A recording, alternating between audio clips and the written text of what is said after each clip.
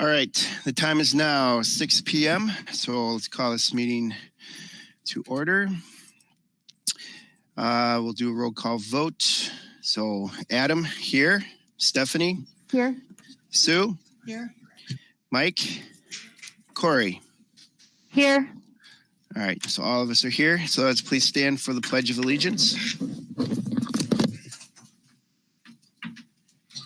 I pledge allegiance to the flag of the United States of America and to the republic for which it stands, one nation, under God, indivisible, with liberty and justice for all.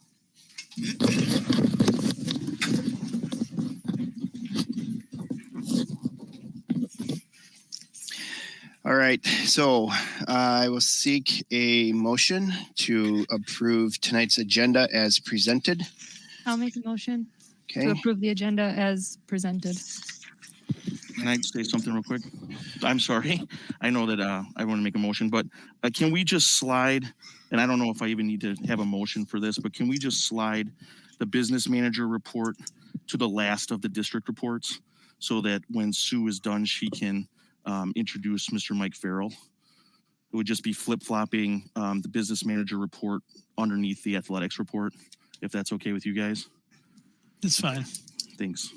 All right, yeah, I'll make a motion to move 7B to B7D. I'll second that motion. Thank you, guys.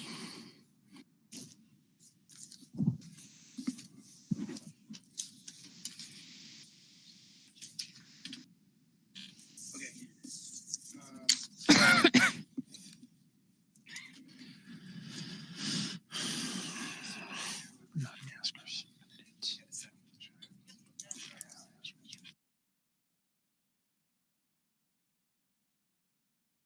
Aye. Sue? Aye. Aye. Aye.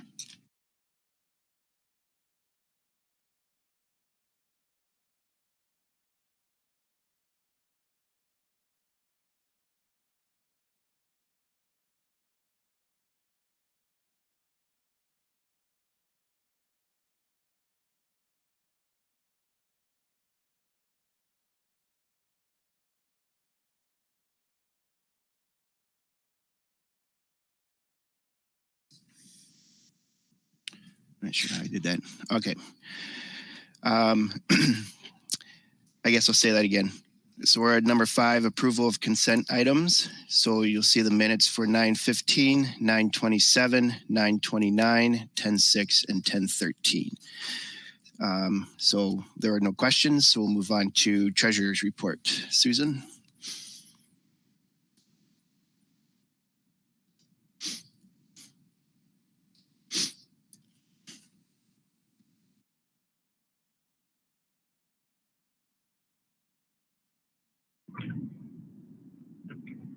We cannot hear her.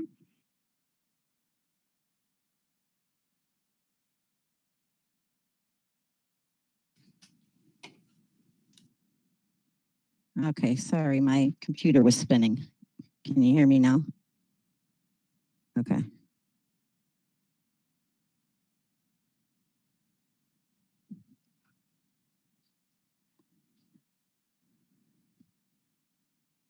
Ooh, I don't have the treasurer's report. Do one of you guys have the treasurer's report that was posted?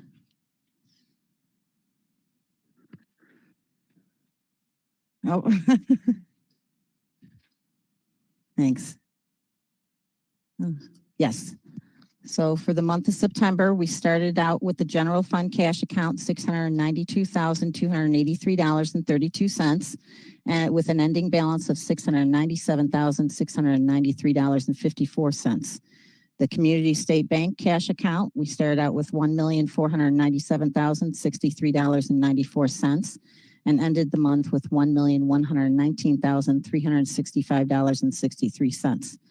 The building fund, we actually moved over to the Fund 49 in the Chase General Fund cash account. That was the first accounts I read.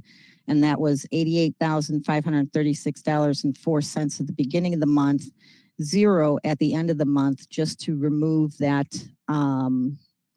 bank account, but the actual balance of the capital improvement fund is $67,416.08.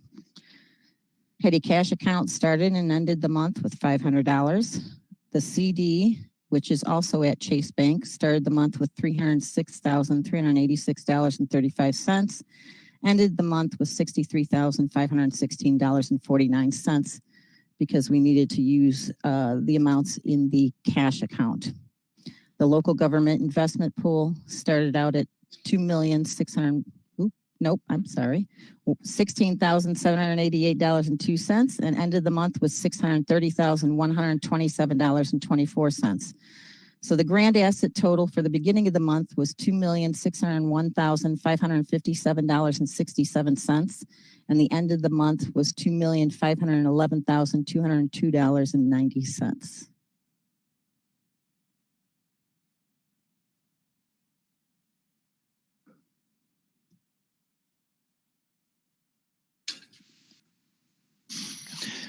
All right.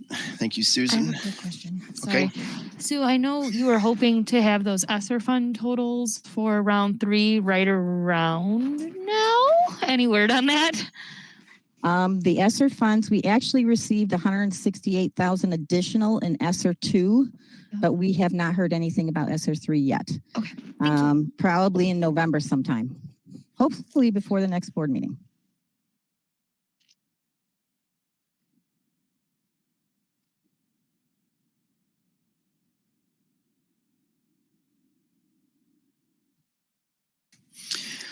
All right. Moving on to accounts payable bills. Susan? I would love to, but I don't have access.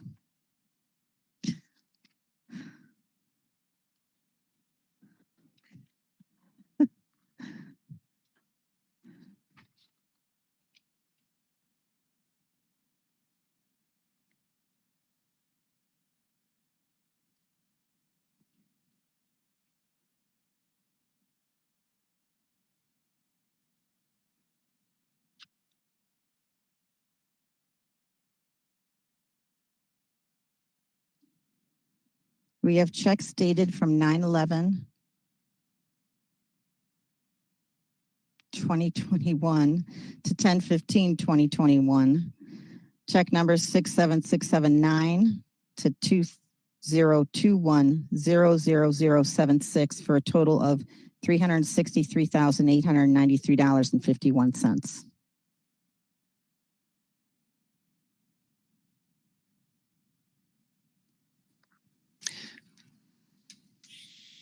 Any questions? No? We're good. Okay. Move on to D, personnel hires and resignations. So I'll have Jack present that. Yep, you all should have received the resignation and appointment chart within your board folder. We did have one resignation earlier in the month.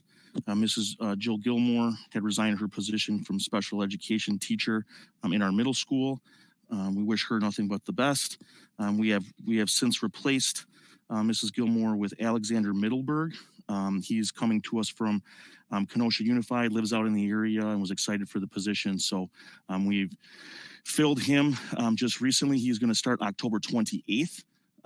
Which we are lucky to have, just because that is such a tough position to fill, especially in the middle. Any position to fill at this time of year is difficult to fill. So we're happy to have Mr. Middenberg on board, and we also have Mrs. Jill Mikan and Jessica Baumeister, who will be joining our special education department as aides, as well as a much overdue school office administrative assistant in Marie Gallagher.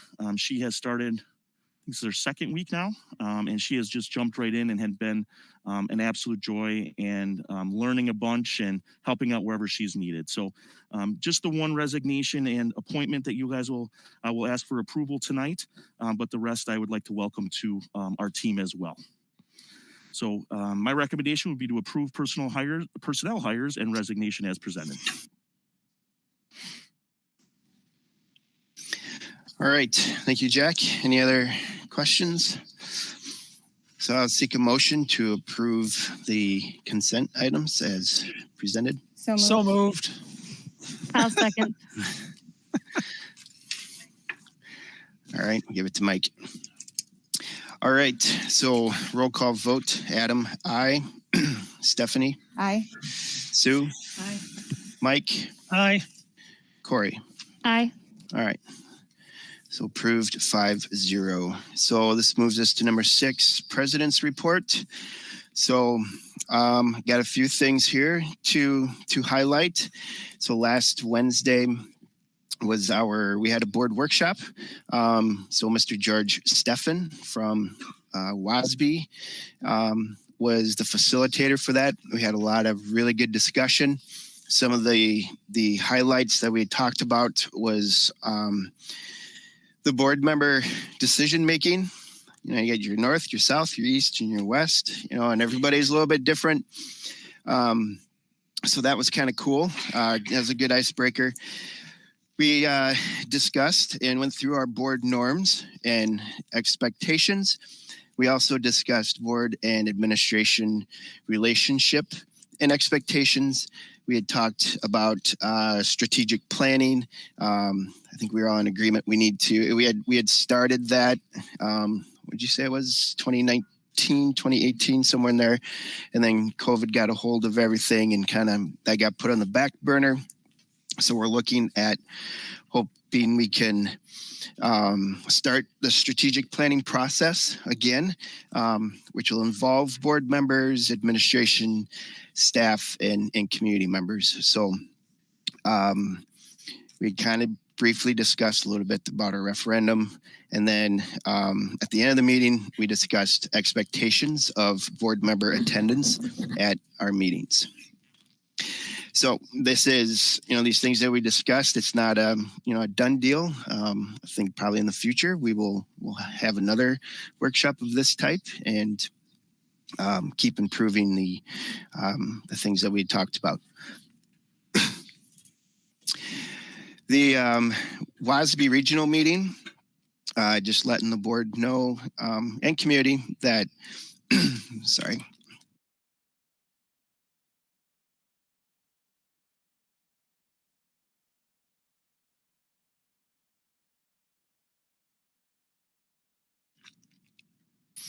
My apologies, I got something tickling my throat. October 27th, I'll be attending the regional meeting. So any board member can attend. And so I will be part of that. So in the November meeting, I'll give you guys an update. Then the last thing under President's Report is community correspondence. So one of the things that as a board, we are asking the community, obviously during public comments, we ask that you don't single out board members. You need to address the board during public comments. We would appreciate it if you would do the same thing through emails. We have the same expectations, public comments at a public meeting and as well as emails. So we're asking that you guys respect that policy. Okay. All right. Number 7, district reports. So we'll start with Jack.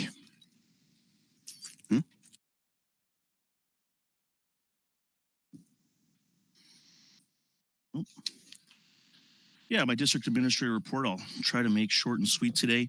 So I always like to start with celebrations. I know that Mrs. Graff is going to explain a little bit further about it. I had Top 100 Middle School.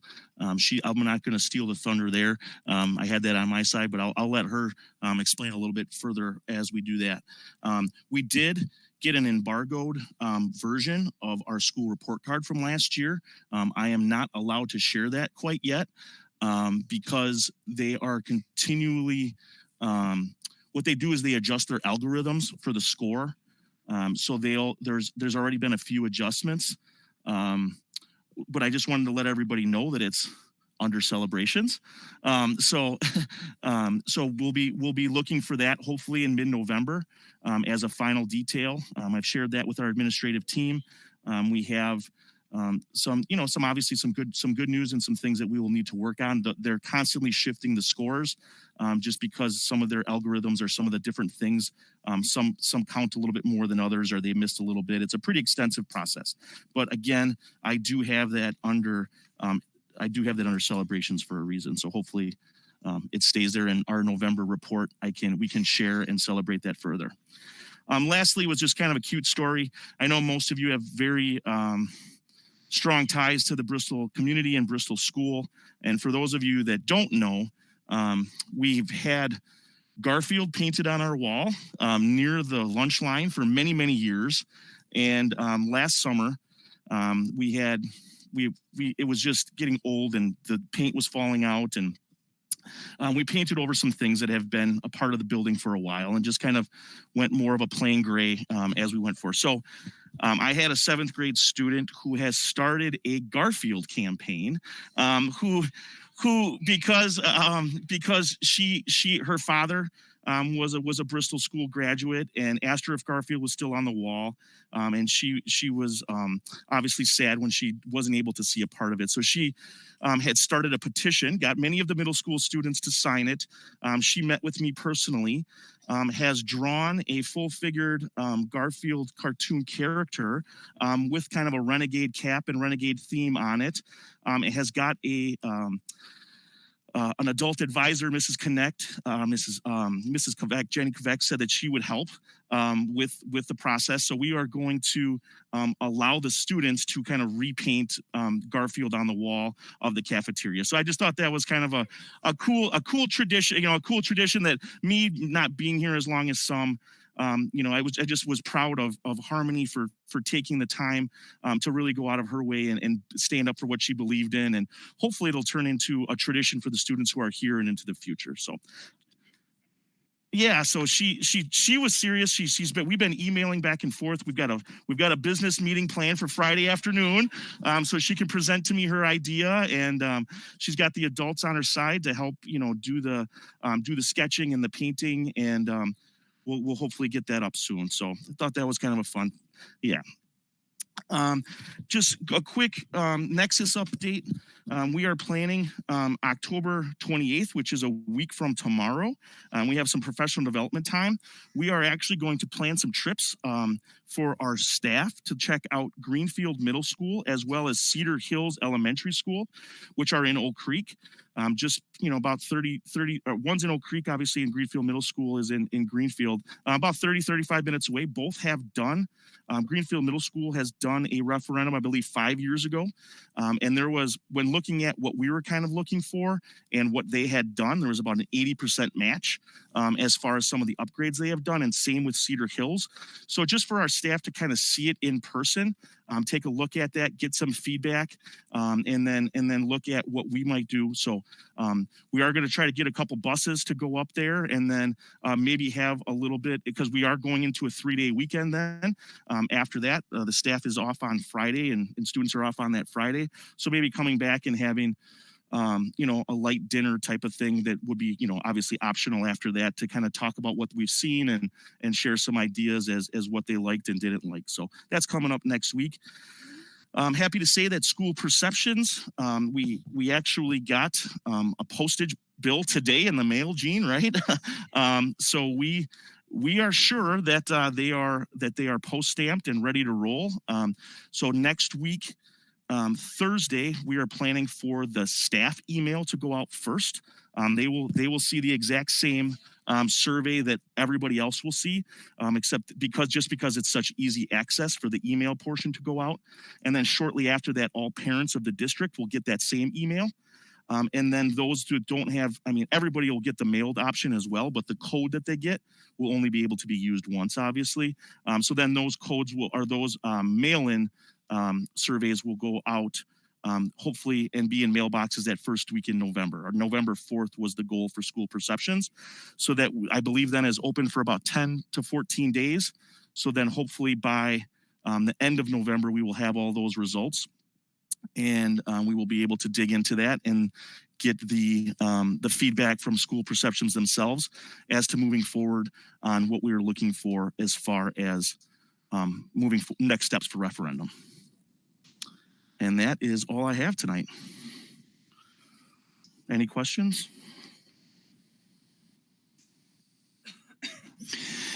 All right, thanks, Jack. Next up is principal report. So, Holly.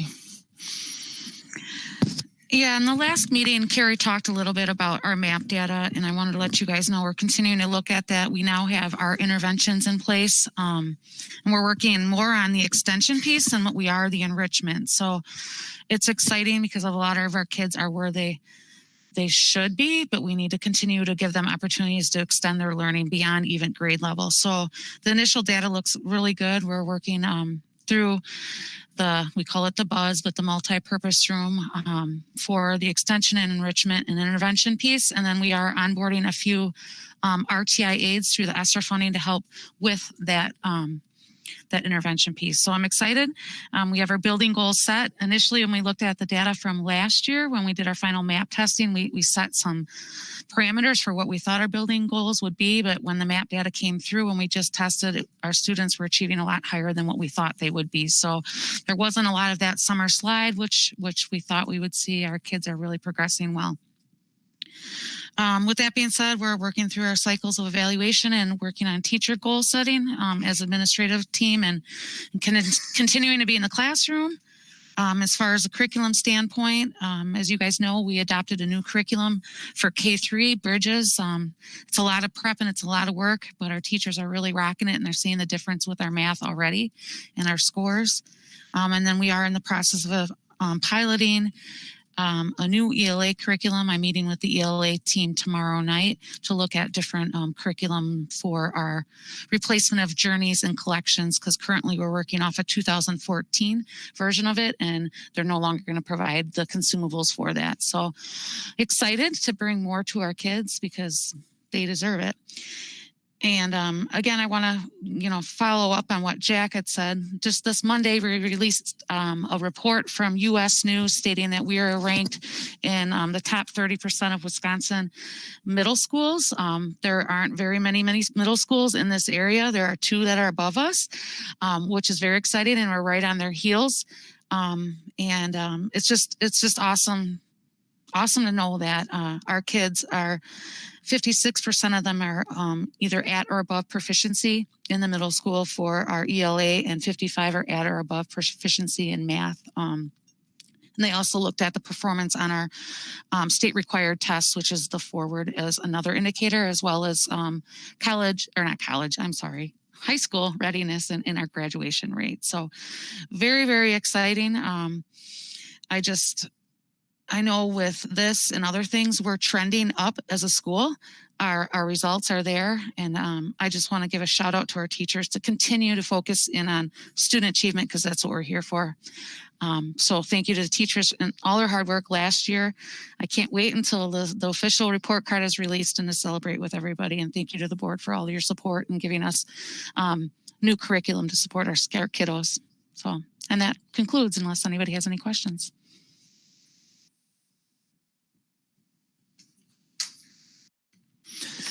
Thank you, Holly. Definitely lots of good news. So I appreciate that. Appreciate all the effort from our administration as well. So next up is athletics report. So Ashley. Yeah, thanks for the time to share with you guys a little bit of what's been going on in the athletic department, what's been going on and what's upcoming. We just recently completed our boys and girls softball seasons, as well as our girls and boys cross country seasons. We had 35 kids play softball. We had 40 kids participate in cross country. Our girls A team placed third in the conference tournament, which we were excited about, and I know they were excited. And our girls cross country team took third place in the conference meet, and our boys took fourth place in the conference meet. And maybe above anything, any of that, what was neat to see is just the excitement. We have sports back. We have these extracurricular events going on after school, and parent attendance and everything was great. There were kids showing up to the baseball diamonds or watching our school cross country meet. We have one meet a year, and that was just really neat to see that there's excitement building up again with sports. Girls basketball is underway. We have 20 girls who are playing, roughly 10 on each team. I think there might be 11 on the B team and 9 on the A team. And again, same thing with girls basketball. We're seeing a lot of parents show up, just random community members that I know that have attended games. Students, every home game that we've had so far, there's been more and more students to attend. And it's great to see Mr. Sod over here and the different facial expressions that he's giving, depending on the possession that's going on in the B team game. Definitely. So it's just really exciting to see, and the girls are off to a great start. We've been able to see progression in them already just in 2 weeks. And I can't speak enough about the girls. They're just really good girls. I see that when I watch practice for a few minutes each day, you can see that they're working hard, and give credit to the coaches too, Mrs. Graff, Mr. Adams, and Mrs. Musha, who are doing a great job so far. So we appreciate that. Our next home game is against Wheatland on November 4th. And of course, we'd like as many people in the stands as we can. As far as boys basketball, that's coming up in the beginning of December, as well as cheerleading. We are currently looking for a 6th grade boys basketball coach, and I know we've put that in the weekly administrator message that's coming out on Friday. So if there's anybody interested in coaching what we would call the C team, if we have enough kids who participate, anybody interested can contact me, and we could go from there with that. I wanted to say thank you to all of the people in, with softball, cross country, basketball, all the people that make this happen, from the custodial staff to the secretaries, the coaches, the parents. We're really making this a good experience for the kids who are playing and their classmates who are coming to visit. So we really appreciate that from everybody. The Booster Club, that's back up and running. We have Mrs. Michelle DeGuy and Mr. Bob Cookson, who are currently running the Booster Club. The purpose of the Booster Club, of course, is to raise funds for different things that we need, such as uniforms each year or equipment, sort of separate from that athletic budget. I've already talked to Bob and Michelle, just preliminary talks about, what we intend to use the money for, the money's gained this year for. And mainly it goes to uniforms, and I've created a spreadsheet that's sort of a uniform replacement spreadsheet or cycle, I guess you could call it, where over the course of 8 years, the different sports are having their uniforms replaced. So I think that's going to work out real well, but we're going to talk more about that with the Booster Club. And I'm not sure if there's ever been like criteria set as far as what our needs are per se. So we're gonna have a discussion about that as well. We're happy to have Bob on board. I know he's got 2 little granddaughters here that are really young, so I'm hoping he sticks around for a while, because that's a big deal to help and to run that Booster Club. And Michelle DeGoey, who really, to the people here today, she's a hidden staple for our athletic department and our Booster Club. She is that behind the scenes lady that works so hard. And for the last 5 or 6 years, she's run the Booster Club. Not many people know who she is or the efforts that she's made for us in this community, but they've been great. And I just wanted to mention that and how much I appreciate that. And I know other people in the room do as well. So great job by Michelle. She's mentoring Bob this year, and then Bob's going to take it from there. Lastly, I wanted to give a shout out to the Westosha girls golf team on their state championship victory. That's right. We have 4 of the 6 participants in the state meet up in Verona are Bristol kids. So we have Kylie and Caitlin Walker, Ellie O'Reilly, and Catherine Van Kamen. And aside from the girls' skills on the golf course, these girls really embody what we hope to put out at the high school. What we hope to develop So when they get to the high school, they're being great kids in the classroom. They're being great kids in the hallway, and they're making us Bristol people proud of them. And they sure made us proud with their victory and did a great thing for our community. So I just wanted to make mention of that. And that's it, unless you have any questions. Thank you.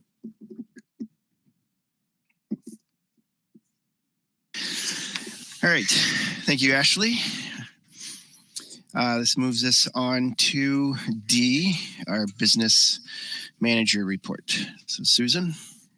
I have a lot to talk about later on with the levy and the budget. So I want to introduce people, if they haven't met him already, Mike Farrell. He is a staple here.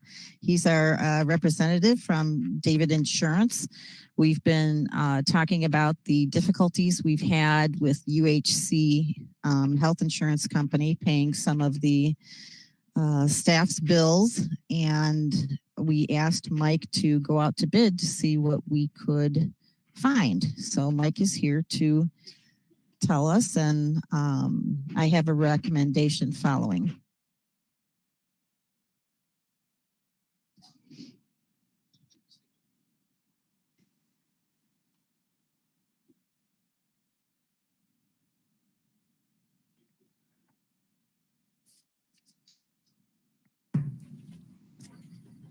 Can you hear me okay? Good. I'm going to slide this over.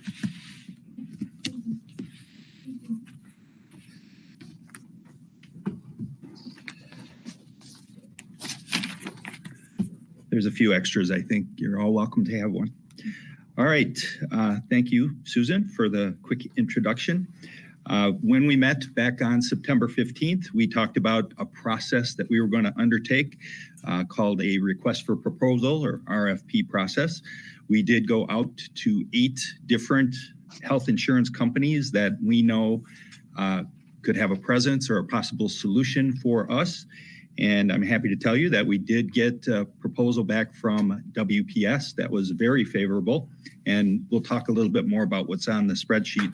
I know that you've seen at least some of the materials and rates and benefits outlines from WPS. Susan has told me that those were distributed. I just tried to reformat a little bit to show a comparison on my spreadsheet, and I'll get to that in just a second. We did get proposals from a couple of carriers. WPS by far was the most favorable, so that is the one we're going to be talking about tonight and making a final recommendation on. We also did a disclosure process with WPS in order to finalize the rates, and that has been completed. So it is obvious to all of us that WPS is the clear choice. So if we would just take a peek at this spreadsheet, there are some things that I'll probably be able to summarize fairly quickly. You see just down the very left side, typical benefits that are associated with any health insurance plan. And then the first column is the current United Healthcare outline. This is a plan that qualifies as a high deductible plan for health savings account purposes. And the district has been contributing to employees' health savings accounts since we began an HSA program, which was 7/1 of 2020. In the second column, you see the WPS proposal. And the first thing I want to call to your attention is that when you look at United Healthcare, you see a number of different copay requirements once the deductible is satisfied. The very nice feature with WPS is they offered us a proposal that is straight deductible and no copays. So in fact, this second column here is actually an improvement in the benefits structure for your staff. Very simply, and this is truly very simple administratively, WPS just says when a single person satisfies their annual deductible, that's it. Everything else is covered at 100% after that, assuming it's medically necessary and assuming it's in the network of doctors and hospitals that we are going to provide. Just to talk quickly about the network, WPS does offer 2 different networks that we might have access to. And I think Susan is going to make a recommendation that we consider a secondary plan with a secondary network that can save us even more on the premium side. Before I get to that, though, I'll talk about the third column to the right where it says high deductible with copays. So this was WPS's attempt to get closer to matching the copay plan that you have with United Healthcare. And you see that resulted in about a 2.5% reduction in premium. Very simply, I would not suggest we go this direction. I think if we can improve benefits and do so at the same premium cost, that we've got a winning combination here. On the very bottom of all of the columns, you see the financial side of premiums. Again, I can cut to the chase on those. WPS in this improved plan is actually offering premium rates that are equivalent with United Healthcare, which we thought was obviously a great result. And then again, scanning further to the right, trying to match the same plan as United Healthcare resulted in about a 2.5% reduction in premium. And then finally, on the far right side, you see that WPS gave us access to a secondary network that they call the Select network. And the key with Select is there are some providers that are missing from that network. Froedtert and Milwaukee Medical College of Milwaukee or Wisconsin, whichever it is, MCW for short. Those two provider systems, and Froedtert and MCW are affiliated. They have chosen not to participate in this Select network that WPS is offering. Aurora is included, Ascension is included, ProHealth out in Waukesha County is included, Children's Hospital and their system is included. So what Susan and I discussed strategy-wise was, well, for some people, as long as Aurora is in the network and they don't care about having Froedtert or Medical College of Wisconsin, that people might elect to actually choose this far right-hand column. The benefits are the same as what the WPS statewide network is going to be. And certainly the premium differential, though, at about 11% is favorable. So we can have more discussion about that. So that is the quickest summary you'll ever get on a spreadsheet, I think, related to an insurance plan. But that is the way that I prefer to present this stuff because it's all pretty clear. So with that, I'll pause and ask if, you wanted me to talk about the kinds of things that we're experiencing with United Healthcare right now. Yes, including the 50% for not choosing a preferred provider and only one provider in Racine. Right. So in our last discussion, we talked about the service difficulties and administrative issues that we've been having with UHC that has continued and in fact even gotten worse in the last month.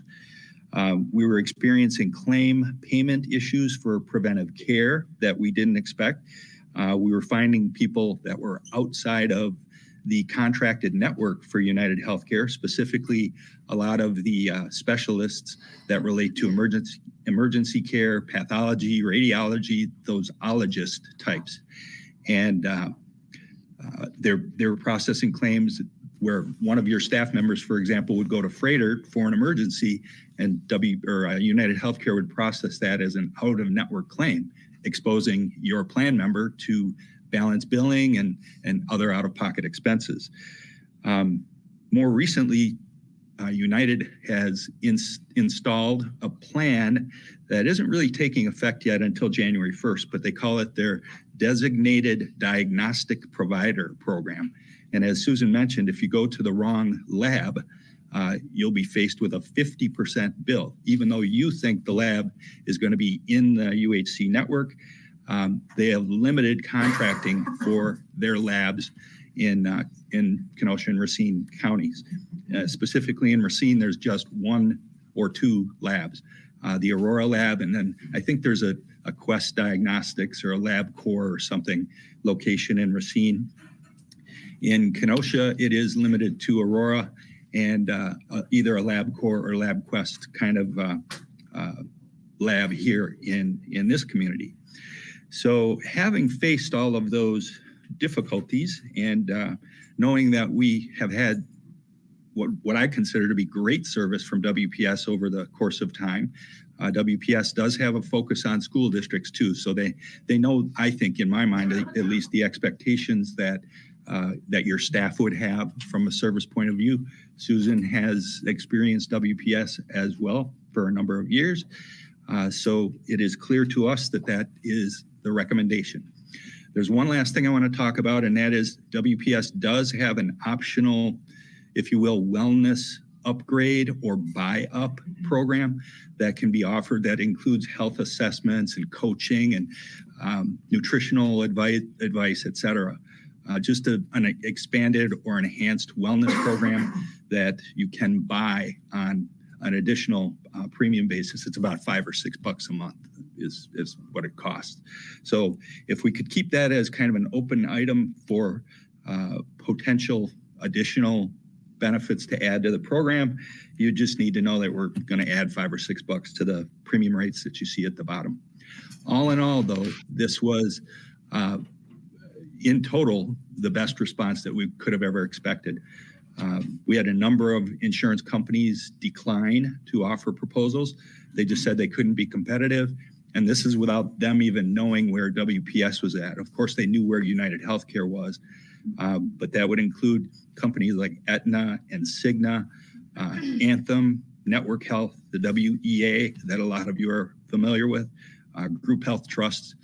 All of those operations either gave us a proposal that wasn't competitive or just flat out declined. So I am happy that we worked with WPS to get to the result, and I'll say that is my presentation. Sue, I have a quick question. When it says annual premium, and apologize for my ignorance going into it, but I know like I put forth part of my premium and then my employer puts forth part of my premium. At Bristol School, do we pay for the whole premium? No, the employee pays 8% of the premium. Okay. And at the current time, they pay additional monies, 100% of a vision coverage. Well, with the WPS plan, the vision exam and the discounts for vision providers is already included in the plan. Yeah, we have to be a little bit careful on that because I wasn't able to respond to your question on that.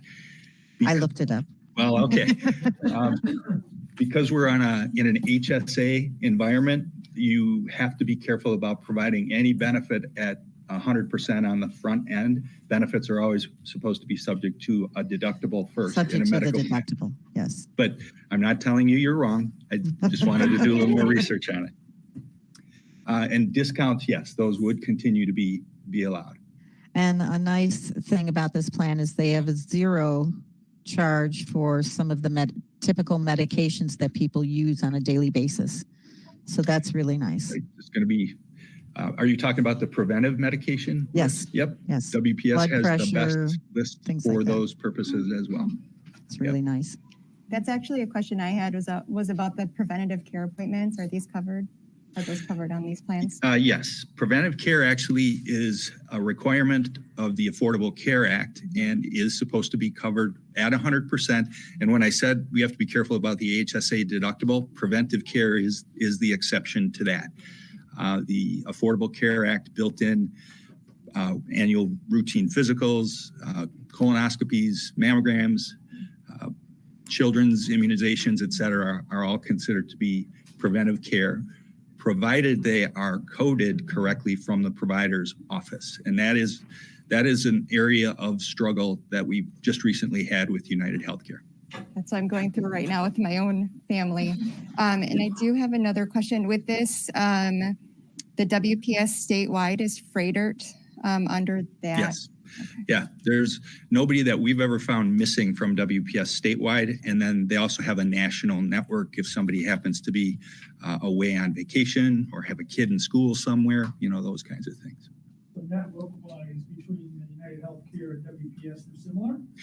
WPS actually has a broader network now than United because of the contractual issue at Freighter with those ologists that I mentioned, who are all in network with WPS. Then are we planning on, is this still with the district giving money towards the deductible, like the health savings accounts? Yep, and it will not change whatsoever. I since the rates are the same, I don't have to adjust the budget, which I'm real happy about. Right. Everything stays the same, except the plan got better. And that would begin January 1st. My recommendation is to choose both option 1 of the statewide and First Health and the WPS Select Plus point of service. The employee could choose which one, right? We'd offer Mhm. both, and then the employee Correct. could say, hey, I just need the fourth column. And I do know a lot of employees only go to Aurora, and that would benefit them because it'd be less expensive. And us. And yeah, Right. Much less expensive. So that's this, the second column and then the fourth column? Correct. Okay, perfect. So we're getting the same care in column 2 as we have currently for less money and more Actually, better care. And then the doctors, right? So the freighters in that one, and then the fourth column is with Aurora, and it's even Mostly less money, Aurora. but the same. It's better than what we have now. Correct. Perfect. Thank you, Mike. Sure. Does it need a motion? Wait until I make a motion. I would. I think she included him in. Yeah, that is 8. Do you still have a business manager report to do? No. Oh, okay. So then we moved on to number 8, Steph. Yeah. Okay, I guess I'll make a motion to approve the, the WPS statewide and the WPS Select Plus insurance plans as presented. Options 1. Option 1.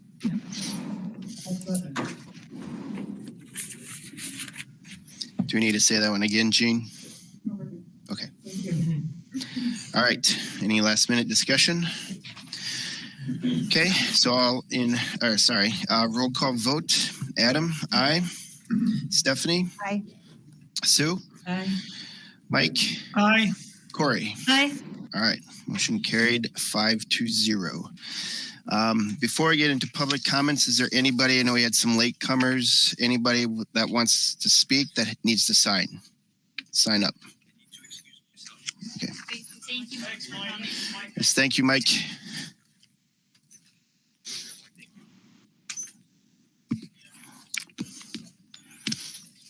All right, thank you.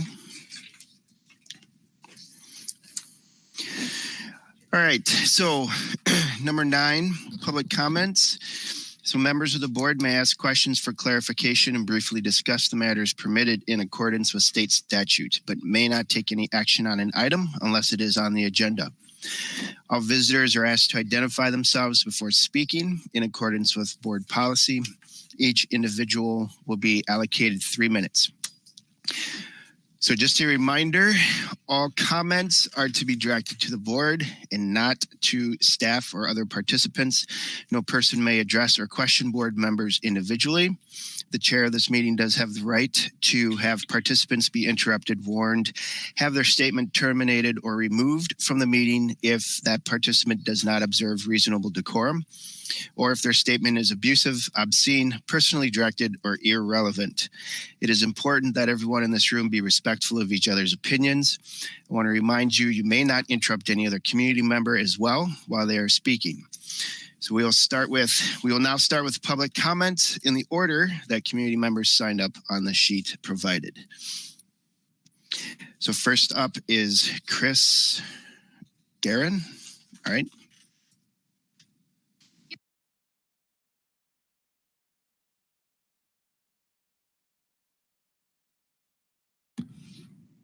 Hello, my name is Chris Guerin.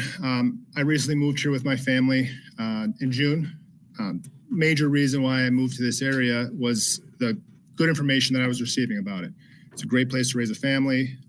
It was much different than where I was coming from, which is Chicago. Last year was a very trying year for my family.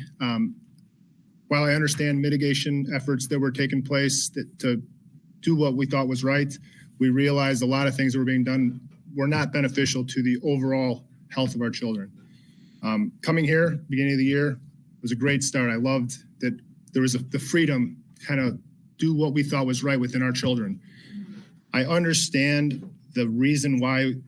I'll just use masks as an example right now. I understand the reasons why masks were implemented recently. The concern I have is that it seems as if many school boards throughout the country have been doing things without actually looking at the data themselves. They're taking advice from whether it's a public health official, governor, mayor, whoever it is, but they're not actually looking at the data. They're not breaking it down. They're not understanding it themselves. That is what I expect from elected officials, and especially ones that I'm hoping that represent the best interests of our children.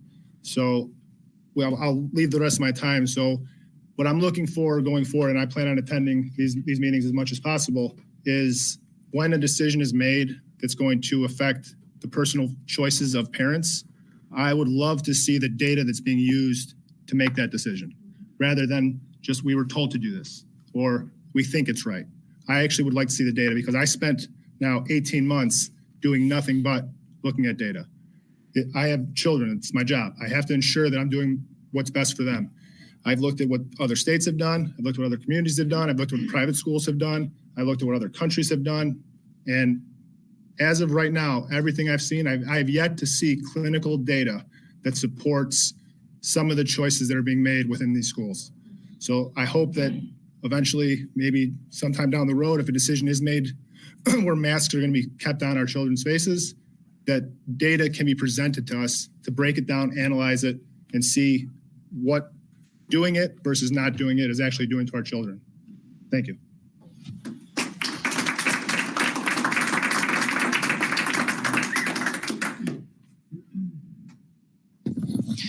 All right. Thank you, Chris. Next up is Katie Weiss and Lauren Zimmerman.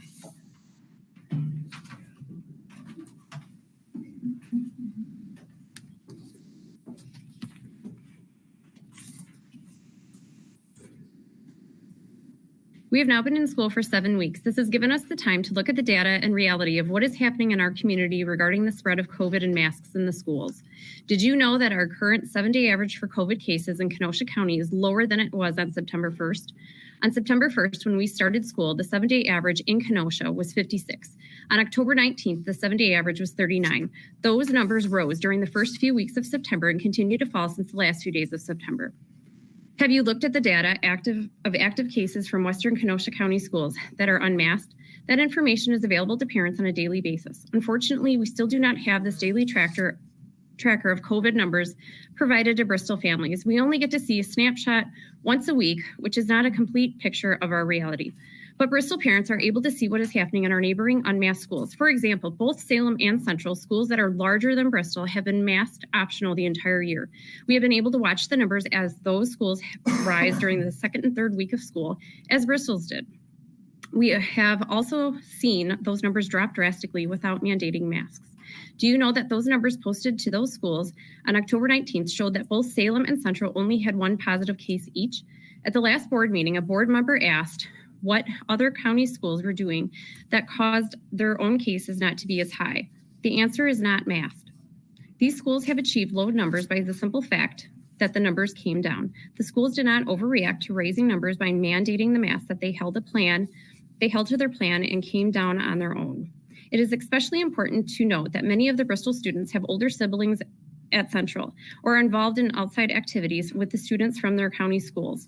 These older siblings are attending schools unmasked and not socially distanced. They are attending assemblies, packed gym, navigating crowded hallways, experiencing packed athletic events, and even a homecoming dance that packed 800 plus unmasked students in the school cafeteria. And guess what?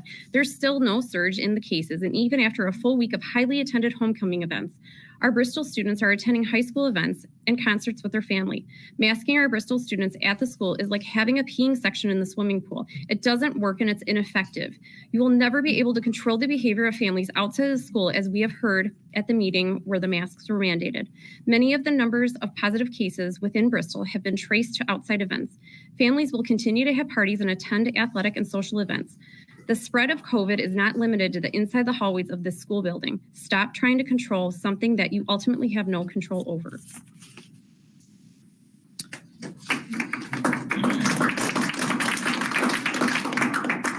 So my name is Lauren Zimmer, and I will be finishing that email.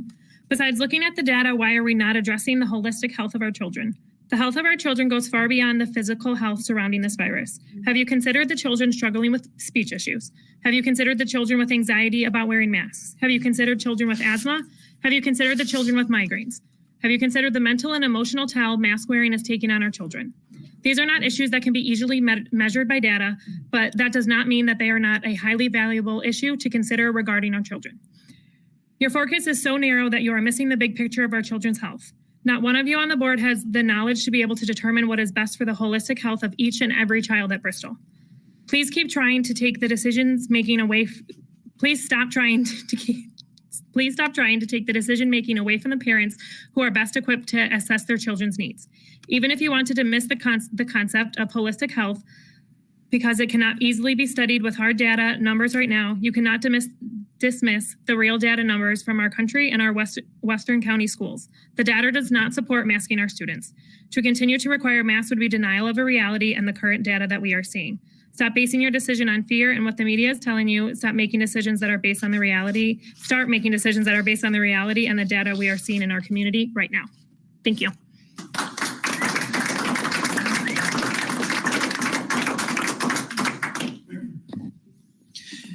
All right. Thank you, Katie and Lauren. Next up is Trent Smith.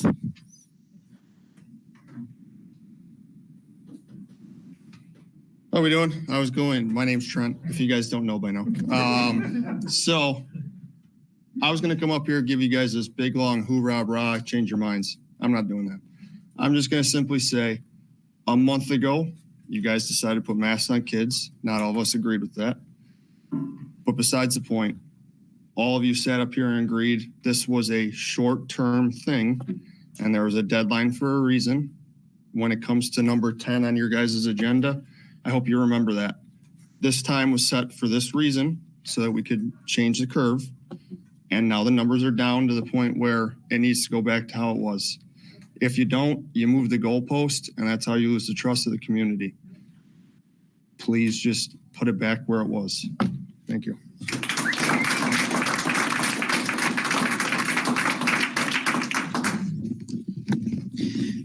Thank you, Trent. Next up is, I'm going to butcher this, Sherry.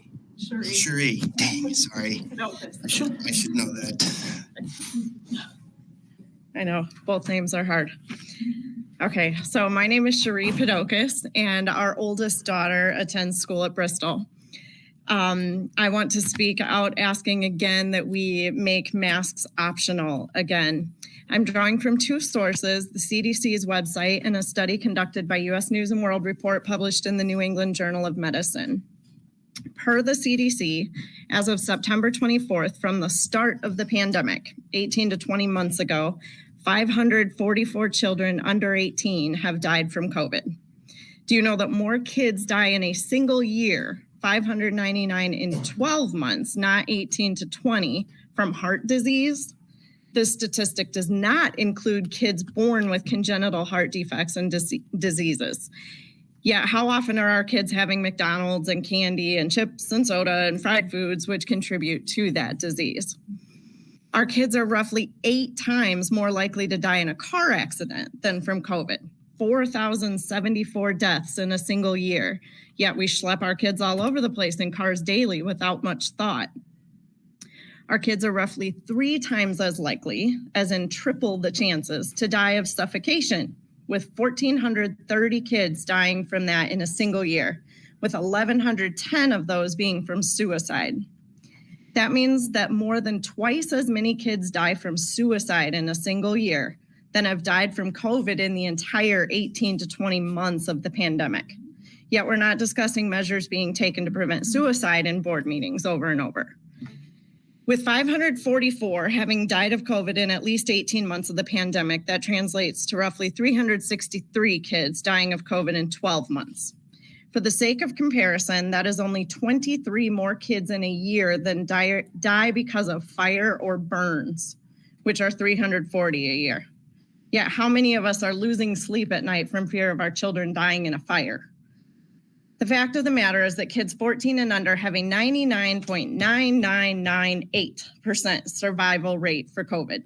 It just is not a big threat to their age group. And almost all of them that get it will basically have cold or flu symptoms for a bit and be just fine.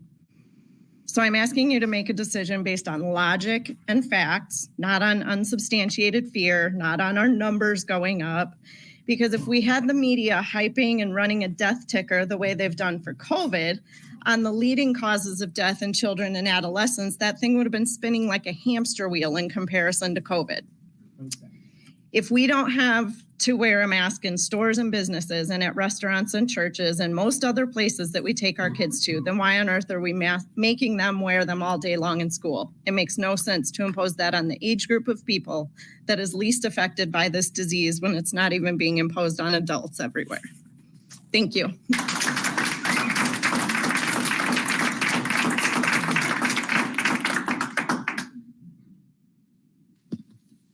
All right, thank you, Sherry. Wendy Davis.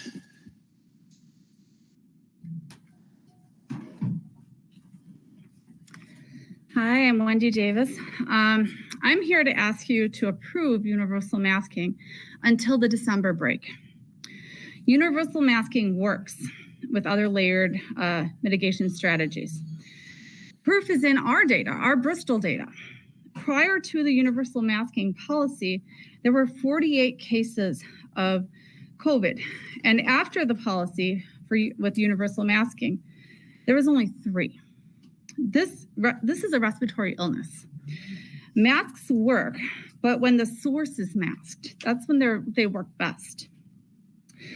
Because we all can shed virus before we know we have symptoms, it's important to have everybody masking. It is widely expected that the FDA will approve the Pfizer vaccine for children's ages 5 to 11, making it available early in November.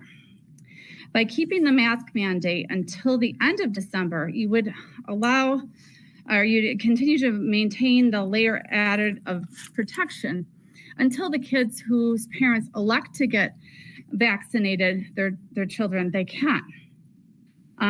Extending the mask mandate is a logical next step to keeping our children safe in school. Please consider the mask mandate until the end of December so we can get our children vaccinated, those of us who would like to. Thank you.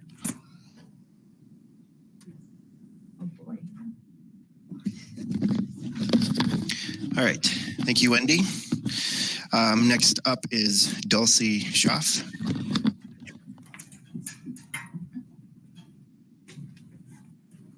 Do I have to unmute thing or is it done already? I don't know. You're good. Okay. So again, here we are again talking about the face diapers. First of all, I want to know who gives you the authority to mandate people's health care. A mandate is not a law. It's a suggestion. Also, in the schools, don't we teach the kids not to bully or be bullied? But yet you were bullied by the Kenosha Health Department in believing that they could close your school because of a 3%, whatever the thing was. Also, the PCR tests, if you would really look into things and research things, they have ethylene oxide, which is a carcinogen. And I will read it right, what the definition is. Ethylene oxide is used as a pesticide and as sterilizing agent. Plus the PCRs don't tell you exactly what it is. It's even on the CDC's website. Look it up. You want carcinogens in your children's nose, checking kids every time that you think you have to have them quarantined. Also, according to the CDC's own manual on the RT-PCR test, the test being used cannot identify what is the cause of a positive result. You are using the numbers of positive cases from a test that is not able to give an accurate account. Why are you quarantining healthy kids when you are actually going against the Civil Rights Act of 1964, Title VII? Have you or your staff read the CDC's RT-PCR test manual? If so, why are you still using the test or making the kids getting tested? What purpose does the test that cannot identify the cause of a positive result have? Have you read the emergency use authorization laws? If so, why are you violating the federal laws? Has informed consent been given and documented with every test or mask or quarantine given to these children? Have you read the FDA's FAQs for masking? According to the FDA, masks approved under the EURA are not to be used to be a liquid barrier protection. Why are you stating that masks are to be used as a liquid barrier protection to slow the spread? Can you show me where in the Constitution, federal or state law, you are allowed to violate the law in the name of the health? Can you show me where you have lawful authority to violate our First, Fourth, Fifth, Ninth, and 14th Amendment rights? Do you realize that forced masking and quarantine are a direct conflict with Roe v. Wade? Are you familiar with qualified immunity doctrine? Are you aware when you violate established law, you lose your qualified immunity? That means you are personally liable for your actions and be sued or prosecuted. Are you prepared for civil and criminal prosecutions?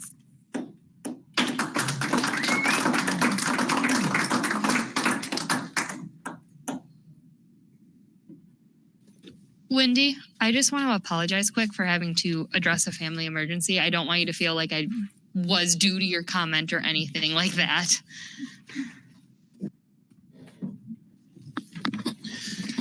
All right. Thank you, Dulcie. Last one, Valerie Lesperance. I'm Valerie Lesperance. I have several kids here, and I am also a concerned parent. In the early 1860s, we fought the Civil War to free slaves and end segregation. But here in 2021 at Bristol Elementary School, segregation is alive and well.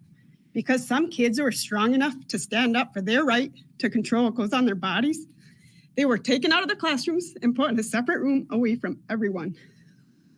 We moved from Illinois to here because we thought we would be given a choice in what is best for our kids. Instead, we came to a school that not only took that choice away, but it then segregated kids for standing up for what is right. I am proud of the kids that stood up against this insanity, because if we don't stand up for our right to control what goes on our body, you are going to start telling us what needs to go in our bodies in order to come to school. There is no scientific data to support masks, but there is data that supports the negative effects masks have on kids' mental, physical, and psychological health. Why do we keep subjecting our kids to something that is worse for them and protects nobody? All the schools in this area, regardless of their mask requirements, all peaked at the same time. Even schools in Illinois where masks have been required since the beginning of school. Masks did not contribute to the drop in numbers because many local schools' number of cases dropped around the same time without ever implementing a mask mandate.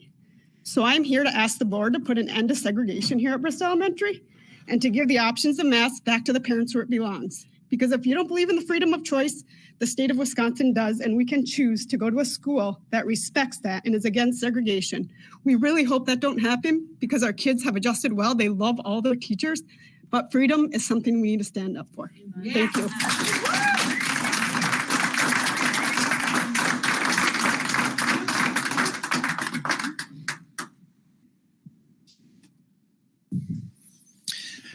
All right. Thank you, Valerie. Good. Public comment? Oh, yes. We're done. Yep. Thank you, Kevin. All right. I want to thank everybody for public comments and keeping it civil. And so moving on to number 10, 2021-2022 Adapted Reentry Handbook, including face coverings. So we'll have Jack present this.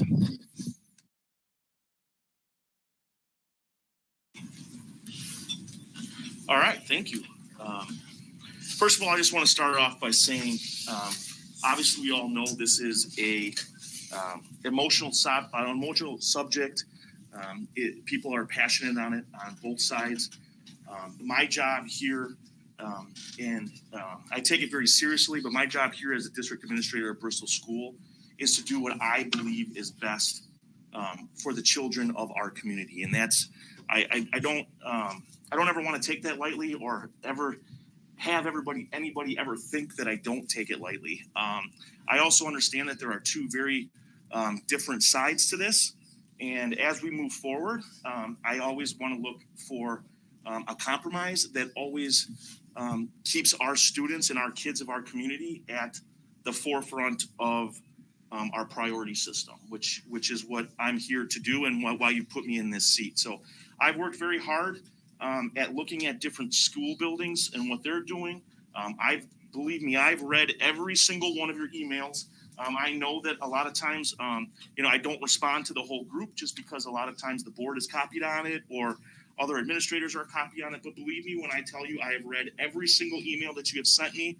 I see a lot of familiar faces in the crowd. And when I tell you that I am willing to meet in person, I always am willing to meet in person and hear what you have to say, whether that means that we see things exactly the same or don't. I'm always willing to hear what your side is, and I will present to you why I made the decision that I made, and that why I chose to do what I do. Because ultimately, it's my moral compass that I go home to, and I make the final decision for what I believe is best for the students of our community. So I just wanted to say that when we originally met in August, and then again in August, and then again in August, and then again in September, and then again in September. I think when we originally said, the one thing that we agreed to at the end of our first meeting was that we were going to look at the numbers, right? And we've done that thus far. We've looked at the numbers at the beginning. We didn't have any sort of masks during summer school. We didn't have any cases, right? So the board decided that we were going to start with optional masking. We had a large spike. My recommendation was to put a temporary mask order on so that we could get the numbers back in a place where we were hoping to get the numbers. I believe that we have done a lot of work. My administrative team has done a lot of work. The board has done a lot of work in creating the reentry plan. We have a reentry plan. It would be, I guess, to continue that reentry plan, the way that we have written it, with a couple exceptions, would be where I'm going with my recommendation tonight. I would like to start with 2 levels. The first level is that we would start in a level 1, level yellow, whatever you guys would like to call it. And I'm believing that this would be the best compromise for all of us, is continuing to look at the numbers. And a level yellow would be anytime we have 5 consecutive days with 10 cases or less of staff and students in the building, we would remain mask optional. We have been there now since 10/1, when we started the mandate on 9/29. 9/24 was when we had our spike of cases, the highest spike of cases. We had come back then and implemented the mandate on 9/29 as quickly as 10/1. By the end of that week, we were down to 10, and then the middle of the next week, 10/4, we were down to 1 case. We were at 1 case 10/8, and 10/15, we're still at 1 case, obviously different cases, but still with 1 case. Currently today, as of 10/19, we have 6 cases, 2 staff members, and 4 total students. And 2 of those cases will be coming back tomorrow, I believe, at least 1. 1 staff, I believe, is coming back tomorrow, and I thought 1 student. So we would be down to 4 if we don't have any tonight. So those are just kind of the current, and I know a couple people had mentioned a dashboard and things like that. We have that capability. However, when you post a number of just 1 or a grade level of 1, I know we have a lot of people that ask that. It really does ruin the confidentiality piece, in the sense if you say you have 1 case in the school, or if you have 1 3rd grader or 1 6th grader, that is the reason why we haven't necessarily gone to that. Those weekly updates, I believe have come out obviously every week and kind of giving you an update. They don't adjust much during the week, just because when you are positive, you are considered positive for 10 days. So those weekly numbers are just about spot on as to what they would be, regardless of where they are during the middle of the week, if that makes sense. So that's kind of where we're at. I think, like I had mentioned earlier, as far as with all the work that we put into the reentry plan, My recommendation would be to continue to go back with a reentry plan as it was written. And for a reminder, those that would be classroom activities would carry on with awareness and caution. Visitors during school hours would have mandatory masks. However, I'm just repeating what's in our current reentry plan. Our visitors after school hours would have optional face coverings, and then our close contacts we were asking to mask for 7 to 10 days, depending on whether there was a test or not. That's our current reentry plan. So I didn't want to rewrite that on my own. We had put a lot of thought and process into that reentry plan. So that would, and then obviously school clubs, sports continue with all of our awareness and our different activities going on in our different mitigation processes.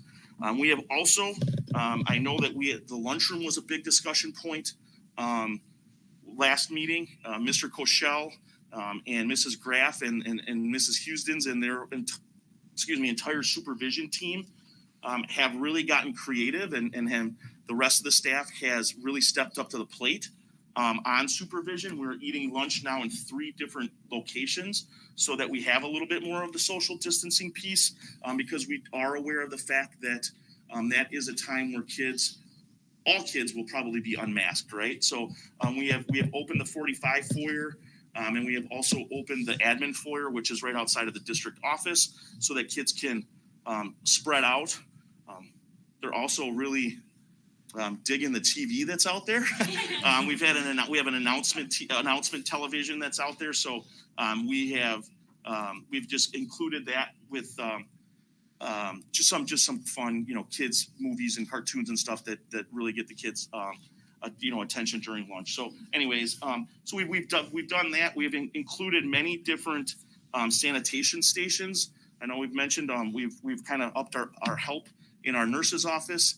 So we've like in front of lunch lines, when you're getting your food, when you're putting your tray away, all those different things, we have different sanitation stations so that students are utilizing those as well. So those are just a few other things, obviously, besides masks that we're really trying to do so that to try to mitigate some of the different strategies. So there's that. Then I think that's everything that we have as far as in our current reentry plan. The only addition would be then, and as our level 2 would be if we went to 15 or more cases for the building, we would go back to masking for all students, staff, and visitors. We've made I think we've made the commitment to look at the numbers. I think that 15 number, which is about 1.5% of our student population. We have 932 people in the building on a daily basis. I didn't necessarily just pick those numbers out of the blue. I know some school districts, Salem right next door, they picked, I believe, 2%. They're a little bit more. They're a little bit higher. I think they were up in like the low 20s. But if we are continuing with the close contact tracing, I feel like those things will kind of work themselves out. As far as that is concerned. So again, looking for a compromise, and I know we all agree to continue to look at the numbers. I believe also that if we have under 10 for 5 days in a row, which we have, we can stay there. And I believe that 15, then over 15, I guess it's 15 or more is what I said. So if we get to that 15 mark between 10 and 15. I believe is a buffer so that we're not going back and forth. And then if we, God forbid, if we ever get above 15 cases again, then we would just have the 5 consecutive days of 10 or less. So that could be hopefully, a week or 10 days down the road, we could be back to optional. I would ask the board to allow me to have discretion. I know there's been a lot of different opinions as far as, I know we keep hearing like the 6th grade birthday party and, all of those type of things. I would ask the board for discretion for my, I kind of made the decision, obviously, to put masks on 6th graders as quickly as we could. And then we had to go virtual just because it sprung up. In a case like that, I wouldn't foresee an entire school building going to masks for the duration if it was a localized problem. But I wasn't quite sure how to officially put a number on that. You know, would you say 5 per class, and then a K-5 classroom looks a lot different than a 7th grade classroom, right? So those kids are intermingling. That's why I only had the two. I only had the 2 levels. That middle level would be like a full class or a full grade level, which is what I was kind of thinking. And I know that I had received some of that feedback. The only reason that I didn't go that direction is, one, that if we're close contact tracing, we should be able to, like, if there's 3 kids in a class, probably that entire class is going to be close contact traced, correct? You know, if there's 7 or 8 within a grade level, probably the same thing is going to hold true. So that I would just ask that as we move forward, I would have a little bit of that leniency from you, in the sense of when those calls need to be made, I would then refer to my administration team to help me refer to those. So I know I kind of spoke quickly and spoke of a lot, and I'm sure there's some questions. Though that is how I came up with those numbers. I mean, obviously, as a goal, I think our goal as a community would always to be under 15 cases in the building. We've only been there for just a few days throughout the school year. So if it becomes a more, you know, widespread problem, and those numbers do spike up again, hopefully we would all agree that we would, you know, look at it and try to get them back down again.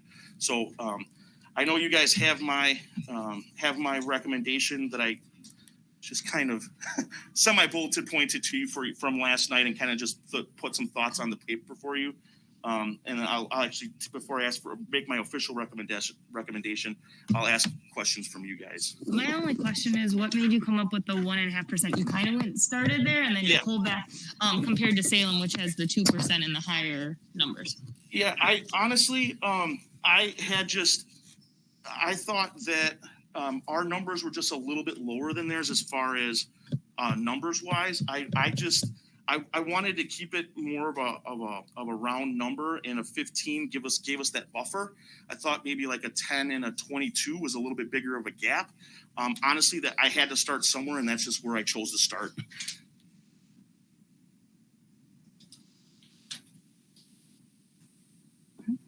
I just wanted to say thank you so much for presenting this, Jack.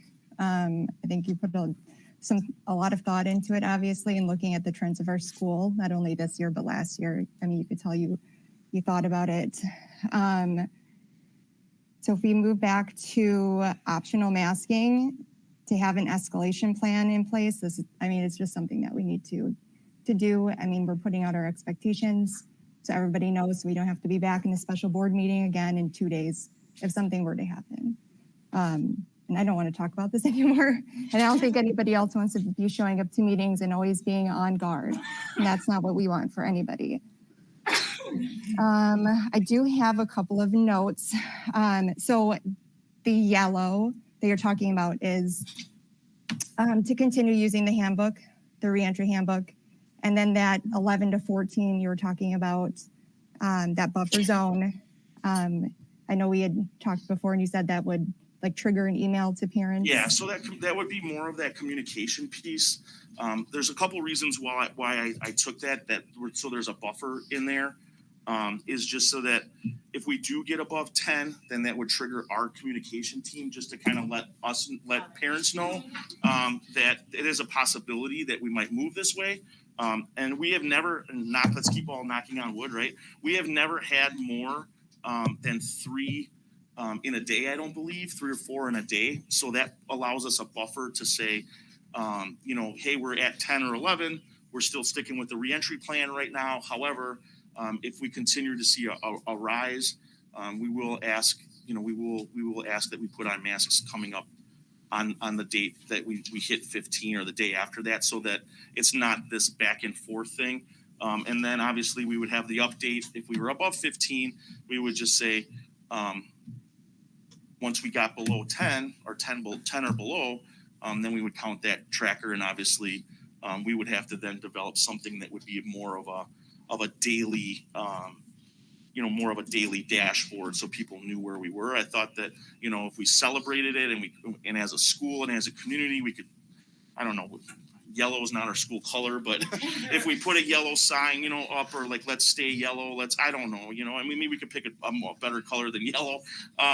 but if we can stay in that zone that's under 10 or between 10 and 15, I think that's a good place for us to live.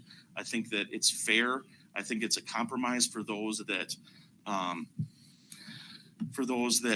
and obviously optional masks are always, if somebody wants to wear a mask, they're always they always can wear a mask. If they don't want their student to wear a mask, then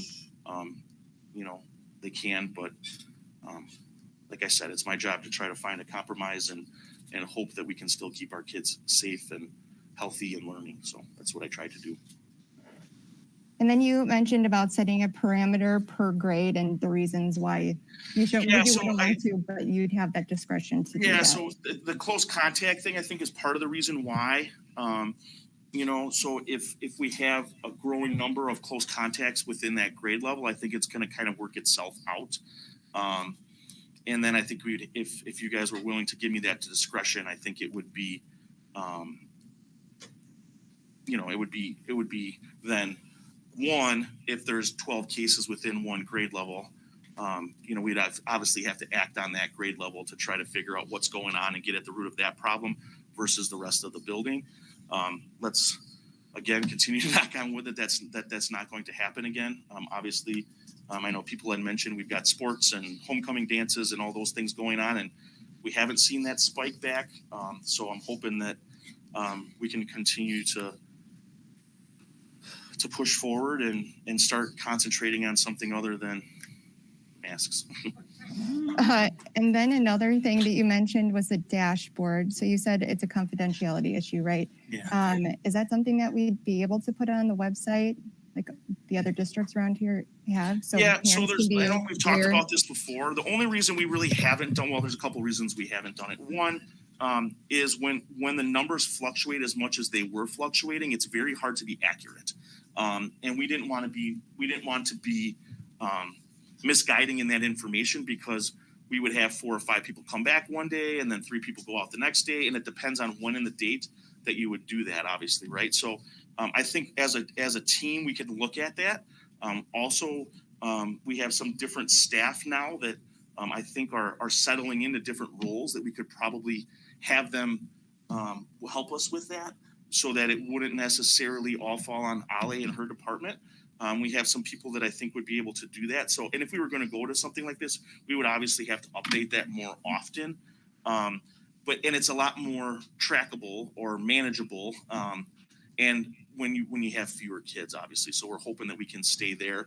The one thing that is, if we just put that blank number, we want to give people, 1, a quality product, and 2, an accurate product, right? We don't want to just clip something up there and throw it out there. And I know Ali takes great pride in her work in her department, and we always put, I feel like, high quality communication out there to our community and to our website and all those things. So we would want to just honor that. The other pieces, again, is that confidentiality piece. That's why we haven't released much grade level information. I know I've said that a few times now. We just haven't released much grade level information because if there's one 3rd grader or 7th grader or 8th, whatever grader, it becomes very easy for that person to be singled out and asked, why are you the positive kid or whatever it might be. So those are some of the reasons that we haven't done a daily one yet. Yeah, I can agree with that. Having that tracker, though, that dashboard just makes it visible to everyone. And I feel like that would help a lot with just knowing what's going on in the school. I could suggest maybe doing it by grade band. So that way it's not as easy to identify a specific grade. We could do it by 6, 8, K2, 3, 5. So that way we're not crossing that confidentiality line. So you can really hone in on who. Yeah, and I can include that in my weekly district administrator report or district report every Friday. So it's a little bit more. And then on our daily one, we can just keep that updated. But I'll have to obviously talk to people that are better at those things than I am. And the one thing I did notice with those reports is staff isn't being tallied consistently. So if we just keep it a consistent format, I mean, what you guys do with your team. I think that overall, this is a great plan. It is a compromise. It's something that if we work together, I mean, if your A team works together, our parents work together, the school works together, We just have our information visible and out there so people understand what's happening in our school. This is something that can be managed. I have a couple of adjustments semantics I would like to make to the handbook. I don't know if anybody else wanted to talk about, had any questions before I went forward. As well. I'll wait till you make yours because maybe they'll align. Because I went back in the last meetings from August, because we're taking COVID tests 2 different ways. Whether you're negative, it has to come from a provider, and if you're positive, we said it could be over the counter, and we should probably make that uniform.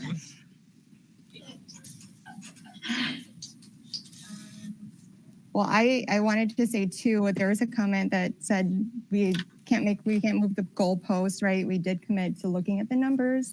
And I think at one point I said to trust or, have faith, and, our numbers are really low. So if this is something that we can make happen, we should try. So the wording, and then I know that we had talked about what other schools are doing. So I know that Salem, they have different language, and it's something that we spoke about before. It's just semantics of it. So changing the word optional for student masking to highly recommended. It's still choice, like parent choice, but it's just highly recommended by the school. And then staff masking, consistent with Salem also. They have mandatory masking for staff who have not provided vaccination status. And that's in their 1%, well, I guess it'd be 2% yellow indicator. And then visitor masking, right now we have it for optional after hours. I would like to change that to mandatory or required for after hours, which would include, the Christmas events that are going on with choir. I'm assuming those are happening still, the band concerts, et cetera, just large crowds in our building. We're not here to cherry pick the handbook. We've all agreed on that stuff back in August, like Jack said. So no. We're not here to cherry pick and change the handbook to the way we want it to be. Jack did the work. So the only thing that we're discussing was the mask thing, what he sent to us, the level 1 yellow, the level 2 red. Okay, I'm sorry, so there's no reason, there's no reason. 2022 adapted reentry handbook. His recommendations that he gave us to change. It's what is in the document. It's what's in the document that he gave us. It's in the document that he gave us. You guys are speaking over each other, which hold on, am I on mute? Okay. You are speaking over each other, which I can appreciate. We are varying in opinions. That being said, speaking over each other doesn't help anybody. So everyone needs to take a moment, take a deep breath. I understand this is a heated topic. I understand we all disagree. But we need to take a pause and stop speaking over each other. Can I take a poll of the board that approved that handbook with the knowledge that we could revisit at any time? Because that's me. It was a 4-1 vote. That we could come back at any point in time and relook at what is in the handbook. But that's not what is on here. I think what Adam is saying is that's not what Jack was proposing. He was just proposing the mask edition, not the additional stuff. The additional stuff, correct me if I'm wrong, Jack, please. I don't want to put words in your mouth, but this is the plan we had already agreed to. And then your proposal was the addition of the yellow and red tiers for the mask. Correct? Am I wrong? I didn't want to take it upon myself to update anything in the reentry plan. I didn't want to take it upon myself to update anything in the reentry plan, so that's why I just included this as an adaptation to the reentry plan. If there's questions about the reentry plan, I'm more than willing to answer those questions. This was just something that I guess was an adaptation, or I don't know how you would say that, an amendment, an addition to the reentry plan. I didn't have any further changes to the reentry plan, if that's your question, Corey, that were part of this. Yeah. Thank you. And then my only other question is following up on a few of the things that you have proposed. Like I said, I went back to that meeting where we had highly discussed this. And the reason it wasn't worded as highly recommended was because if staff were unmasked at that meeting, it was brought up that they may seem like they are going against the school's recommendation to be masked, which is why we chose the word optional. And then the reason I brought up the testing thing is you had said negative tests need to come from a provider, which I understand, but then we can't have where positive tests have one rule and negative tests have another rule. So I think we need some consistency there. Do we not? I thought we had talked about the testing. Isn't it in the handbook? No, so in the handbook, it does say negative test for the to come back or need to be for provider. And then the positive test, we Jack had stated he had done his research and they were deemed just as accurate and by the health department. So, but we can't be taking one from one and one from another. Like that's a miss. And the only reason I had, and I guess there wasn't really a recommendation. I would not be opposed from obviously accepting health provider positive tests. I think that's obviously something that we would honor. The only thing that had happened, and I know it had happened personally to one of our staff, was that they had taken the home test and then scheduled an appointment to see their provider, and their provider said, please don't come in. You're going to get the same test as you would at Walgreens. We honor the fact that that test is positive. That's why our nurse's office was put in a tough spot, because there were staff members and parents who were attempting to go get a provider test, and they said, we believe you follow the quarantine guidelines and those type of things, and we trust that it's positive. So that's why I think that's how we got there. But I don't know. And even if it's a home positive test, maybe that's a letter or a note from a provider just saying, we know that they've got a positive test from, I don't know the specific names of the different tests, but that could then maybe just be a, whether that's a fax from the physician's office saying, we honor that as a positive test because it came from, even if it's not necessarily the test, at least there's a verification from. There's a verification in record, and it makes us consistent as well, because we can't say we're not going to take your negative test because you did it at home, but we'll take your positive one. Yeah, I think, I would agree with that as well. I just know that's how we landed it where it was because of that specific situation. And then, Stephanie, in discussion with your other recommendation of after-school mandating, personally, I strongly disagree with that. Partly because I am part of multiple organizations and have kids that utilize the school afterward, and I can tell you, even from scanning the room tonight, how many of these families do not have masks on. Policing this is going to be ridiculously hard, especially for those who utilize our school. I think when you are utilizing our school, though, I know, speaking for myself, I bring Clorox wipes. I wipe down everything after our meetings. We're also limiting ourselves, and we're seeming like we don't want to open our school up to the community, which is the exact opposite impression we want, especially if we do ever get to talk about why we need this referendum and why we want to open up for electives and whatnot. We need people to come to the school to see it. And that is I know personally, I moved our 4-H meeting because I had half of my club that would not come to the meeting if we had masks mandated. So if we want the public to see why we so desperately need certain things, we have to get them to walk through the door. Sorry, I was apparently unmuted that whole time. So I know we talked about what other schools are doing. I know Jack and his team are doing everything they can. We talked about the lunchroom. You guys have improved the lunchroom for basically the entire school, right? You've added more lunch tables. You're trying as hard as you can. This is something that another school is doing that they're seeing success in. They've had mandatory masking for visitors since the beginning of this school year. They've had mandatory masking for all staff who've not provided vaccination status since the beginning of the school year. Those are the only two extras, I guess, that we aren't, or something that we're not doing that we don't have in our handbook right now. And I know the administration team, they're doing everything they can besides masking to continue to slow the spread. And Stephanie, is that for after school or during? I mean, I know we, in our current handbook, we had all visitors during school Yep. day. But I wasn't sure if that was specific to during or after.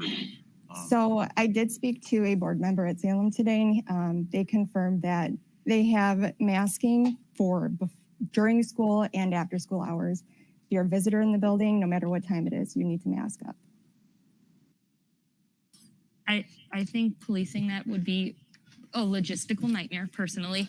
Exactly. I mean, even our annual board meeting, Jack was amazing and said, we do have a mask mandate, please social distance. Folks never moved and they didn't get up and put a mask. So realistically, and they're going to literally leave our school and go out to eat or go somewhere or go play with the kids down the block or go into that kid's house and they're probably not going to wear a mask. Like we can only control so much. And I feel like we're trying to control too much, in my personal opinion. And while I appreciate you bringing up the mask mandate for staff, I also, if I was a staff member, would feel like that is an invasion of my privacy. And I don't agree with that one bit. That would, in my opinion, that's almost being like, have you had your womenly physical this year because I'm trying to keep you safe? I wouldn't want my employer knowing that. So let's talk about what the other schools are doing. I mean, you're saying, you keep bringing it up, what other schools are doing. Every school, with the exception of us and one other school in Western Kenosha County, it's masks optional, running as normal as they possibly can. Because they want to get back to school. We all want to get back to school. Our administration wants to get back to doing what we were doing before pre-COVID. But all we have been doing are these meetings. And yeah, that's why I'm saying let's be done with it. Reason why we are meeting every stinking week is because we have board members who like, oh, I don't like this. I want to change it. Let's have another meeting so we can change this. And we're cherry picking everything. Stop. I am talking. I am being respectful. I am being respectful because I've had to put up with this for several months. Okay?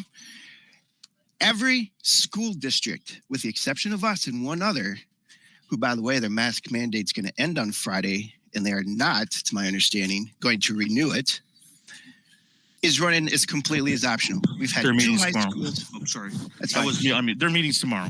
Right. We've had two high schools who have gone through homecoming. They've had assemblies. They've had football games. They've had dances. They have had tons of stuff indoors. There is nothing. There's no surge. There is nothing. Homecoming week was amazing because it was as normal as possible. Nobody cared about anything else except for this homecoming, school spirit. I look at all the dashboards, the ones that I could find, 1, 2, 3, 4, 5, there's 6. I found 6. 2 school districts have 1. This was as of yesterday. And a lot of this stuff was brought up in public comments. 1 school district has 2. 1 has 3. 1 has 4. 1 has 6. Ironically, the 2 school districts who have mask mandates were the ones that had the highest number of cases. So, in my opinion, it doesn't matter if we're masked or not. It's like we're sitting here, we're trying to control what our kids have to do and our staff have to do. We're saying, wear a mask because this is what's going to be the best thing.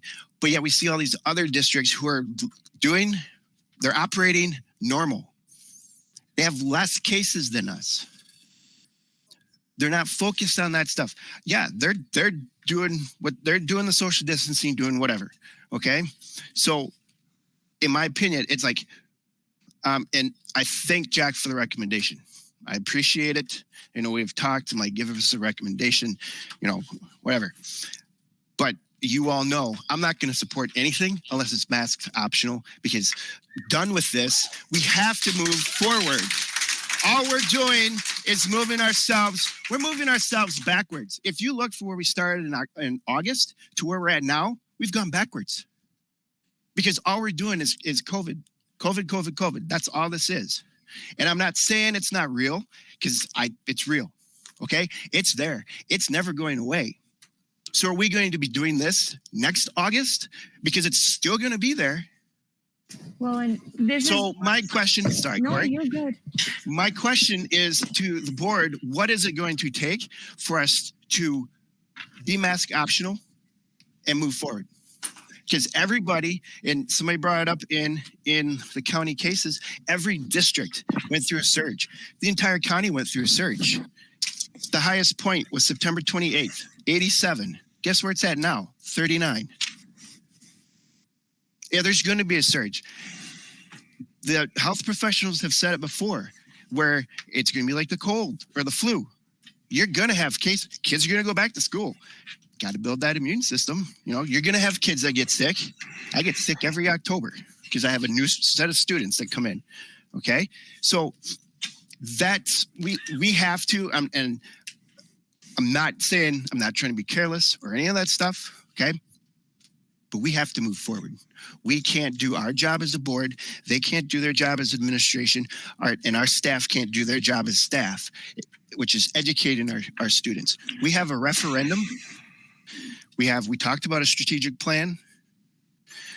We want to get more electives, but all we have been doing is this. So I'm not speaking for anybody else on this board, but I'm kind of done with this. Yeah, I mean, I appreciate your opinion on that, Adam, but my opinion is different. And Jack, I like the recommendations that you've made. I know I'm totally supportive of the yellow and the red that you've got. So let's move forward.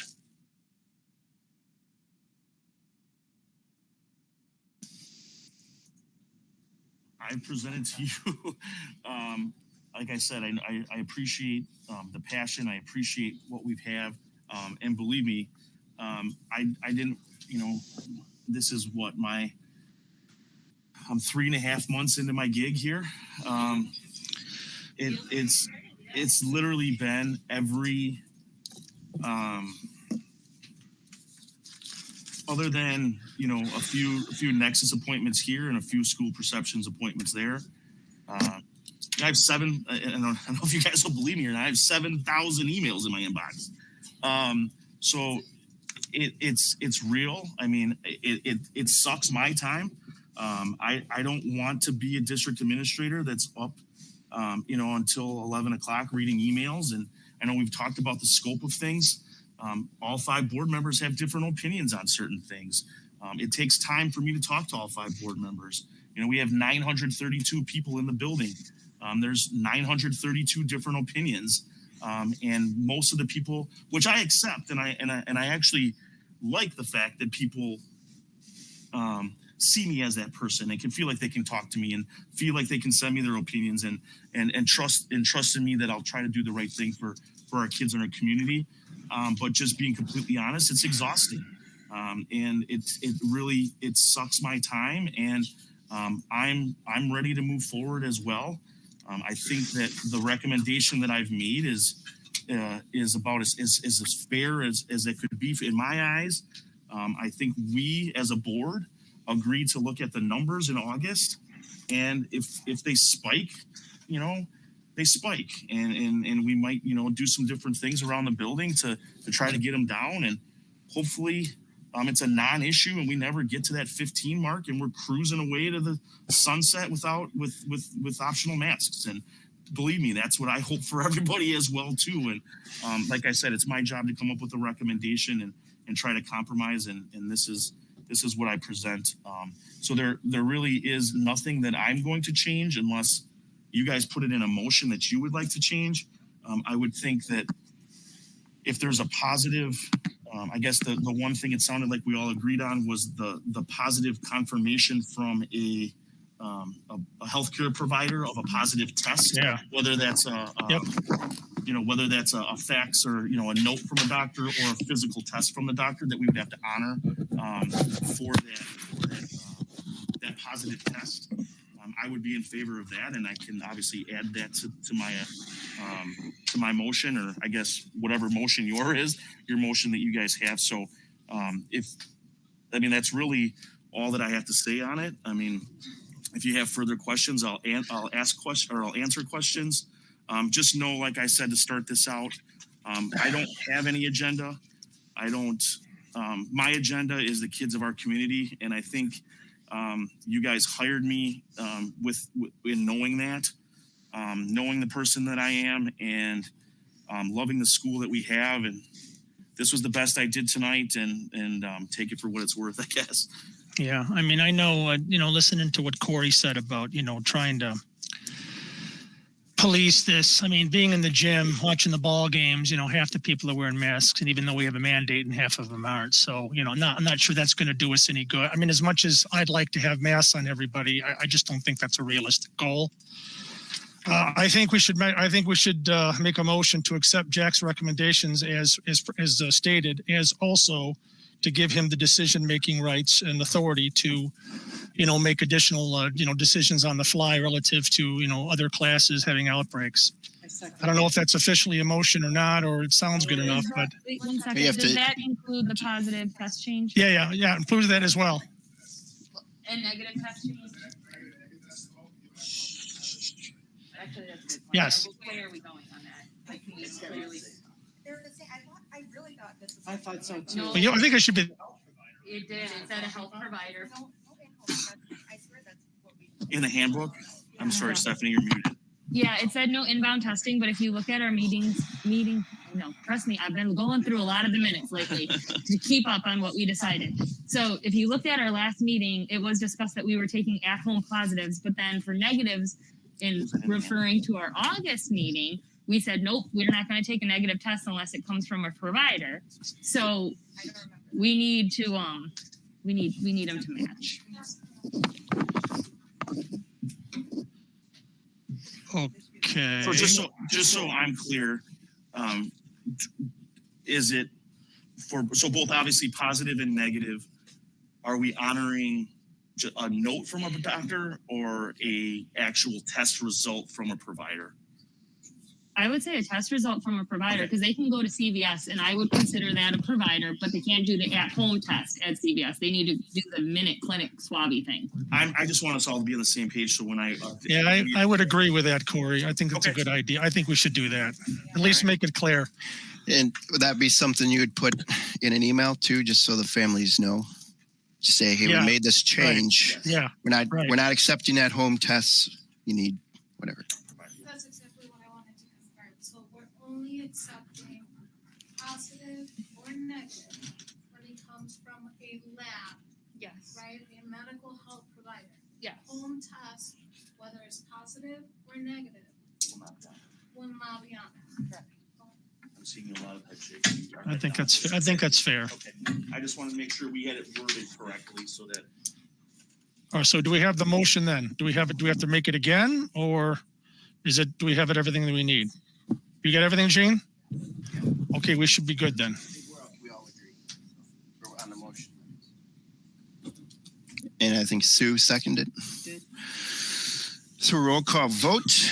Adam, nay. Stephanie? Aye. Sue? Aye. Mike? Aye. Corey? Nay. Motion carried 3-2.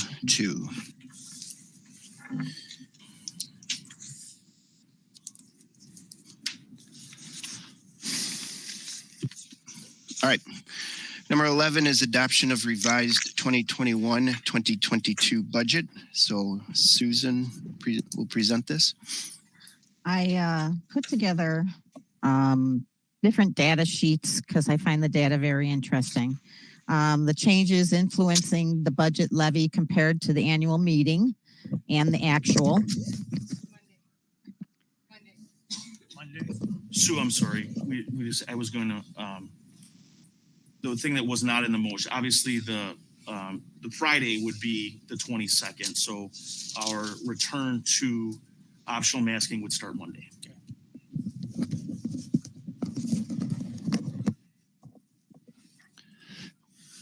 You good? Okay. Sorry about that, Ash. You guys. And then I did a comparison from 2020-21 school year to 21-22.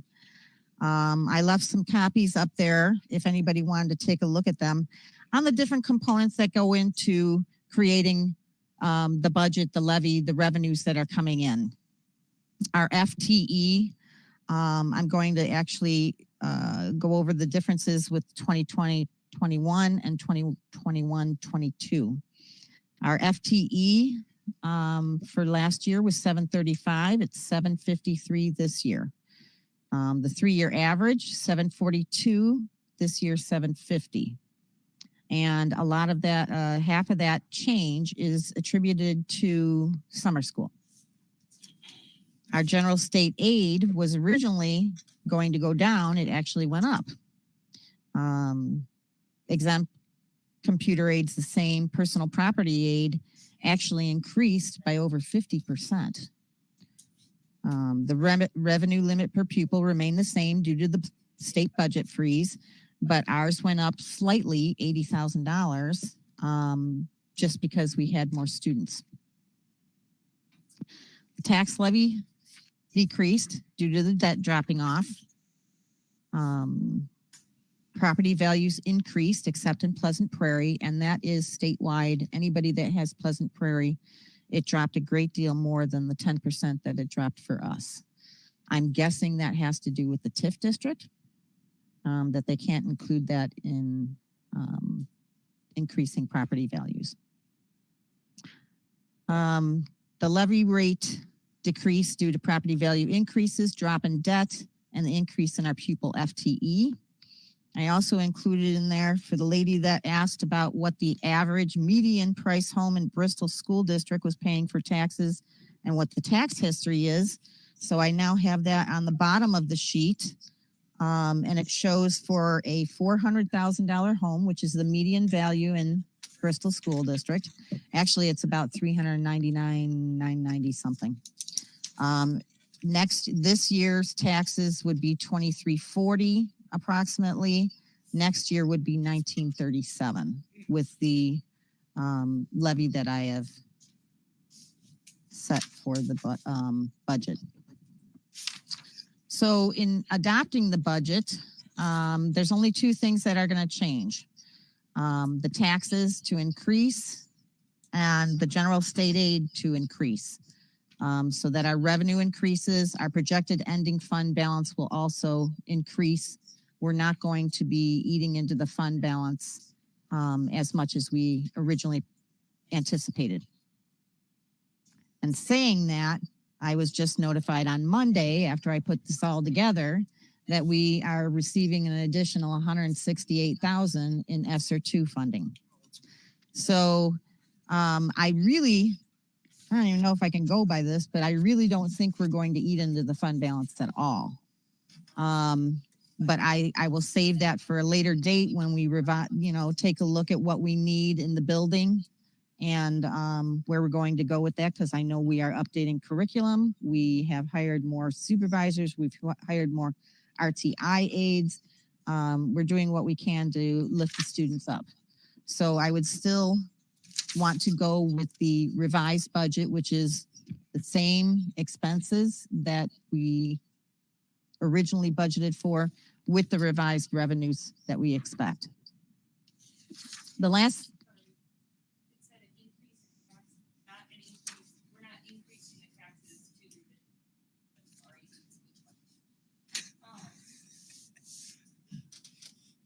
You said an increase in tax. You didn't mean an increase in tax to the taxpayer. No, actually, I'm getting to the revenue limit worksheet. On the bottom of the revenue limit worksheet, which you can find this on the DPI website, I actually printed copies there for everyone. Our levy rate, instead of the 4.88 I predicted, will be 4.84. With the revised revenues included along with the property values. So my recommendation is that we go with the values that we have right now We may even use the ESSER 2 funding next year instead of this year. And that's about it. If you have any other questions, I'm good with that. It's just there were some changes, and I was also asked during the annual meeting if I could give a good estimate in July. Not as good as it was in early October. Okay, that's good. The on the mill rate, is it how much of an impact is that pupil FTE? Because it's 1.1% here, and we're decreasing by 1.01. I'm just wondering what is the biggest impact on that? I mean, you've got listed the property value, increase, the drop in debt, and then the increase in the pupil FTE. I just was curious, what has the greater impact? The FTE actually raises our revenue limit. Yes, I know that. So when you're talking about it, actually the largest impact on our mill rate is the property values. Okay. So the more the property values go up, the lower that the mill rate's going to be. Okay, well, it's nice that the taxes are going down. And then I just want to point out, so our mill rate went from $5.85 to $4.84. And even with the proposed referendum that we've been paying attention with the Nexus budget, it still would not go higher than that $5.85. In fact, it's $5.15, correct? The projected right now for what we're testing for in the survey would be a 30-cent increase in the mill rate, which would put us at 5.14, and that's with a very conservative, I believe, interest rate of borrowing at 3.25, which is nowhere near what most interest rates are at right now. But with that conservative rate, so the highest amount we would borrow and the highest interest rate that we could estimate, it would be 30 cents on the mill rate, which would bring us back to 5.15, which would be approximately 70 cents lower than where we were last year. And this is also assuming that everything would come in just as high as they are budgeting for, correct? So when we go to referendum, we don't, you basically what a referendum is permission for the school district to borrow money. So the way that we spend that money then falls on us. It doesn't really have anything to, obviously we would much prefer construction costs to be lower so we could do more, but basically all we're asking for, and that sometimes is hard for all of us to understand and for community members to understand, is that a referendum is basically to ask for the permission. Obviously we're going to give them as much information as to what we want to do and all the improvements that we want to do and how we're going to do them. And hopefully they will hold us accountable to that and we will hold ourselves accountable to that. But it doesn't really have anything to do with the pricing on the back end, other than the fact that we might not be able to get as much or more depending on what those prices are on the back end.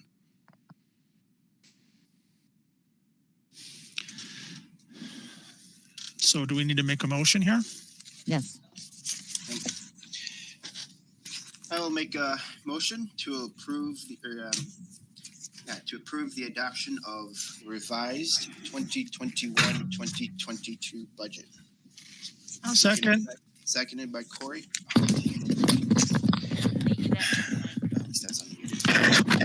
Corey beat me to that one. All right, so roll call vote. Adam, aye.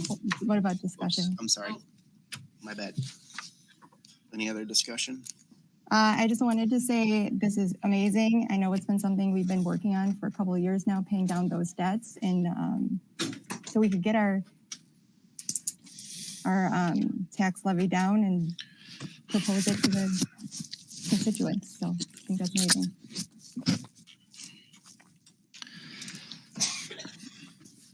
The only other thing that I was going to add, sorry, Adam, my mute button got like a little bit of a delay on it or something. The only thing I was going to add is Sue briefly mentioned the 186 for ESSER. Yes. 186,000. Yeah, so we were assuming 168. Sorry, I'm dyslexic, but that's okay. I could be. I feel like it sometimes, Mike. That's for sure. I gotcha. 168,000. So I know we had talked about it earlier. I believe we were in the gym a couple months ago when I had spoken about how proud I was of the fact that we and 70% or over 70% of our kids were in the building last year through everything, and teachers and all of that. That's a direct reflection of that. So that $168,000 wasn't given to all schools throughout the state.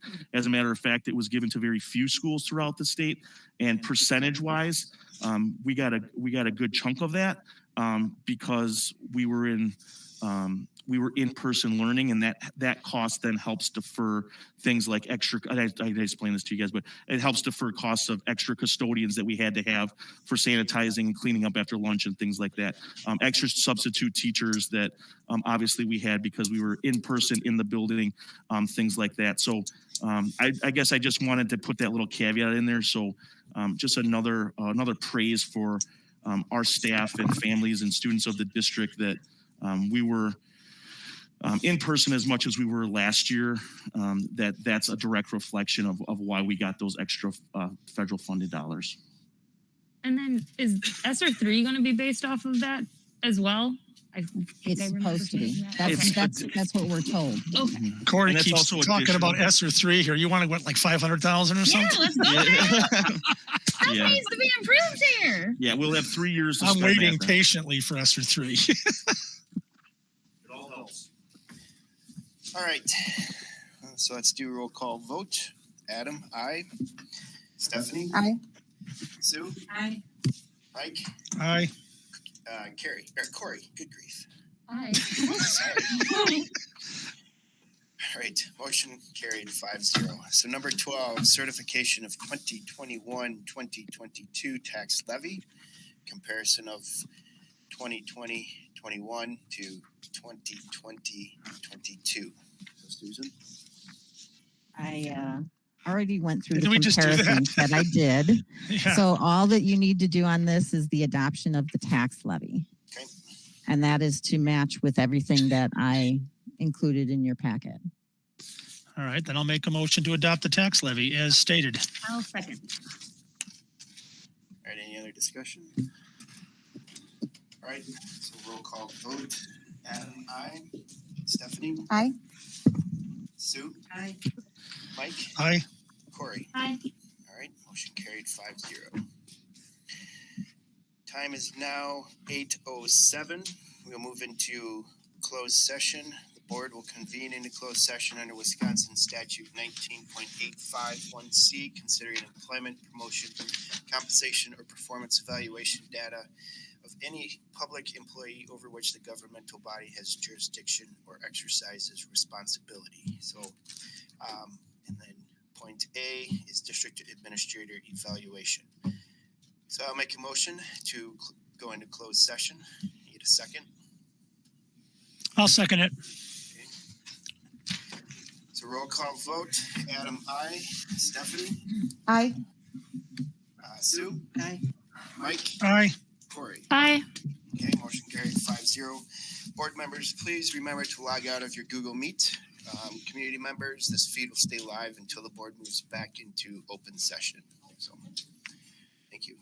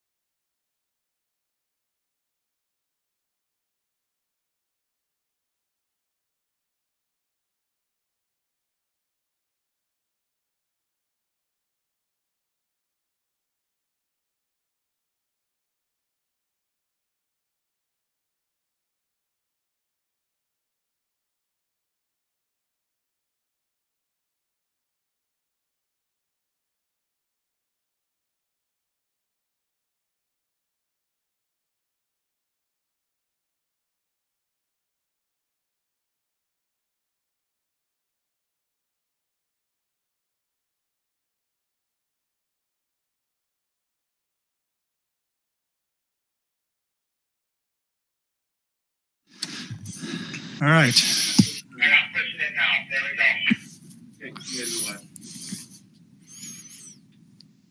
Go ahead, Sue. Wait, don't we have to accept what was done? You have to do that, not me. All right, I will make, it's 9:59.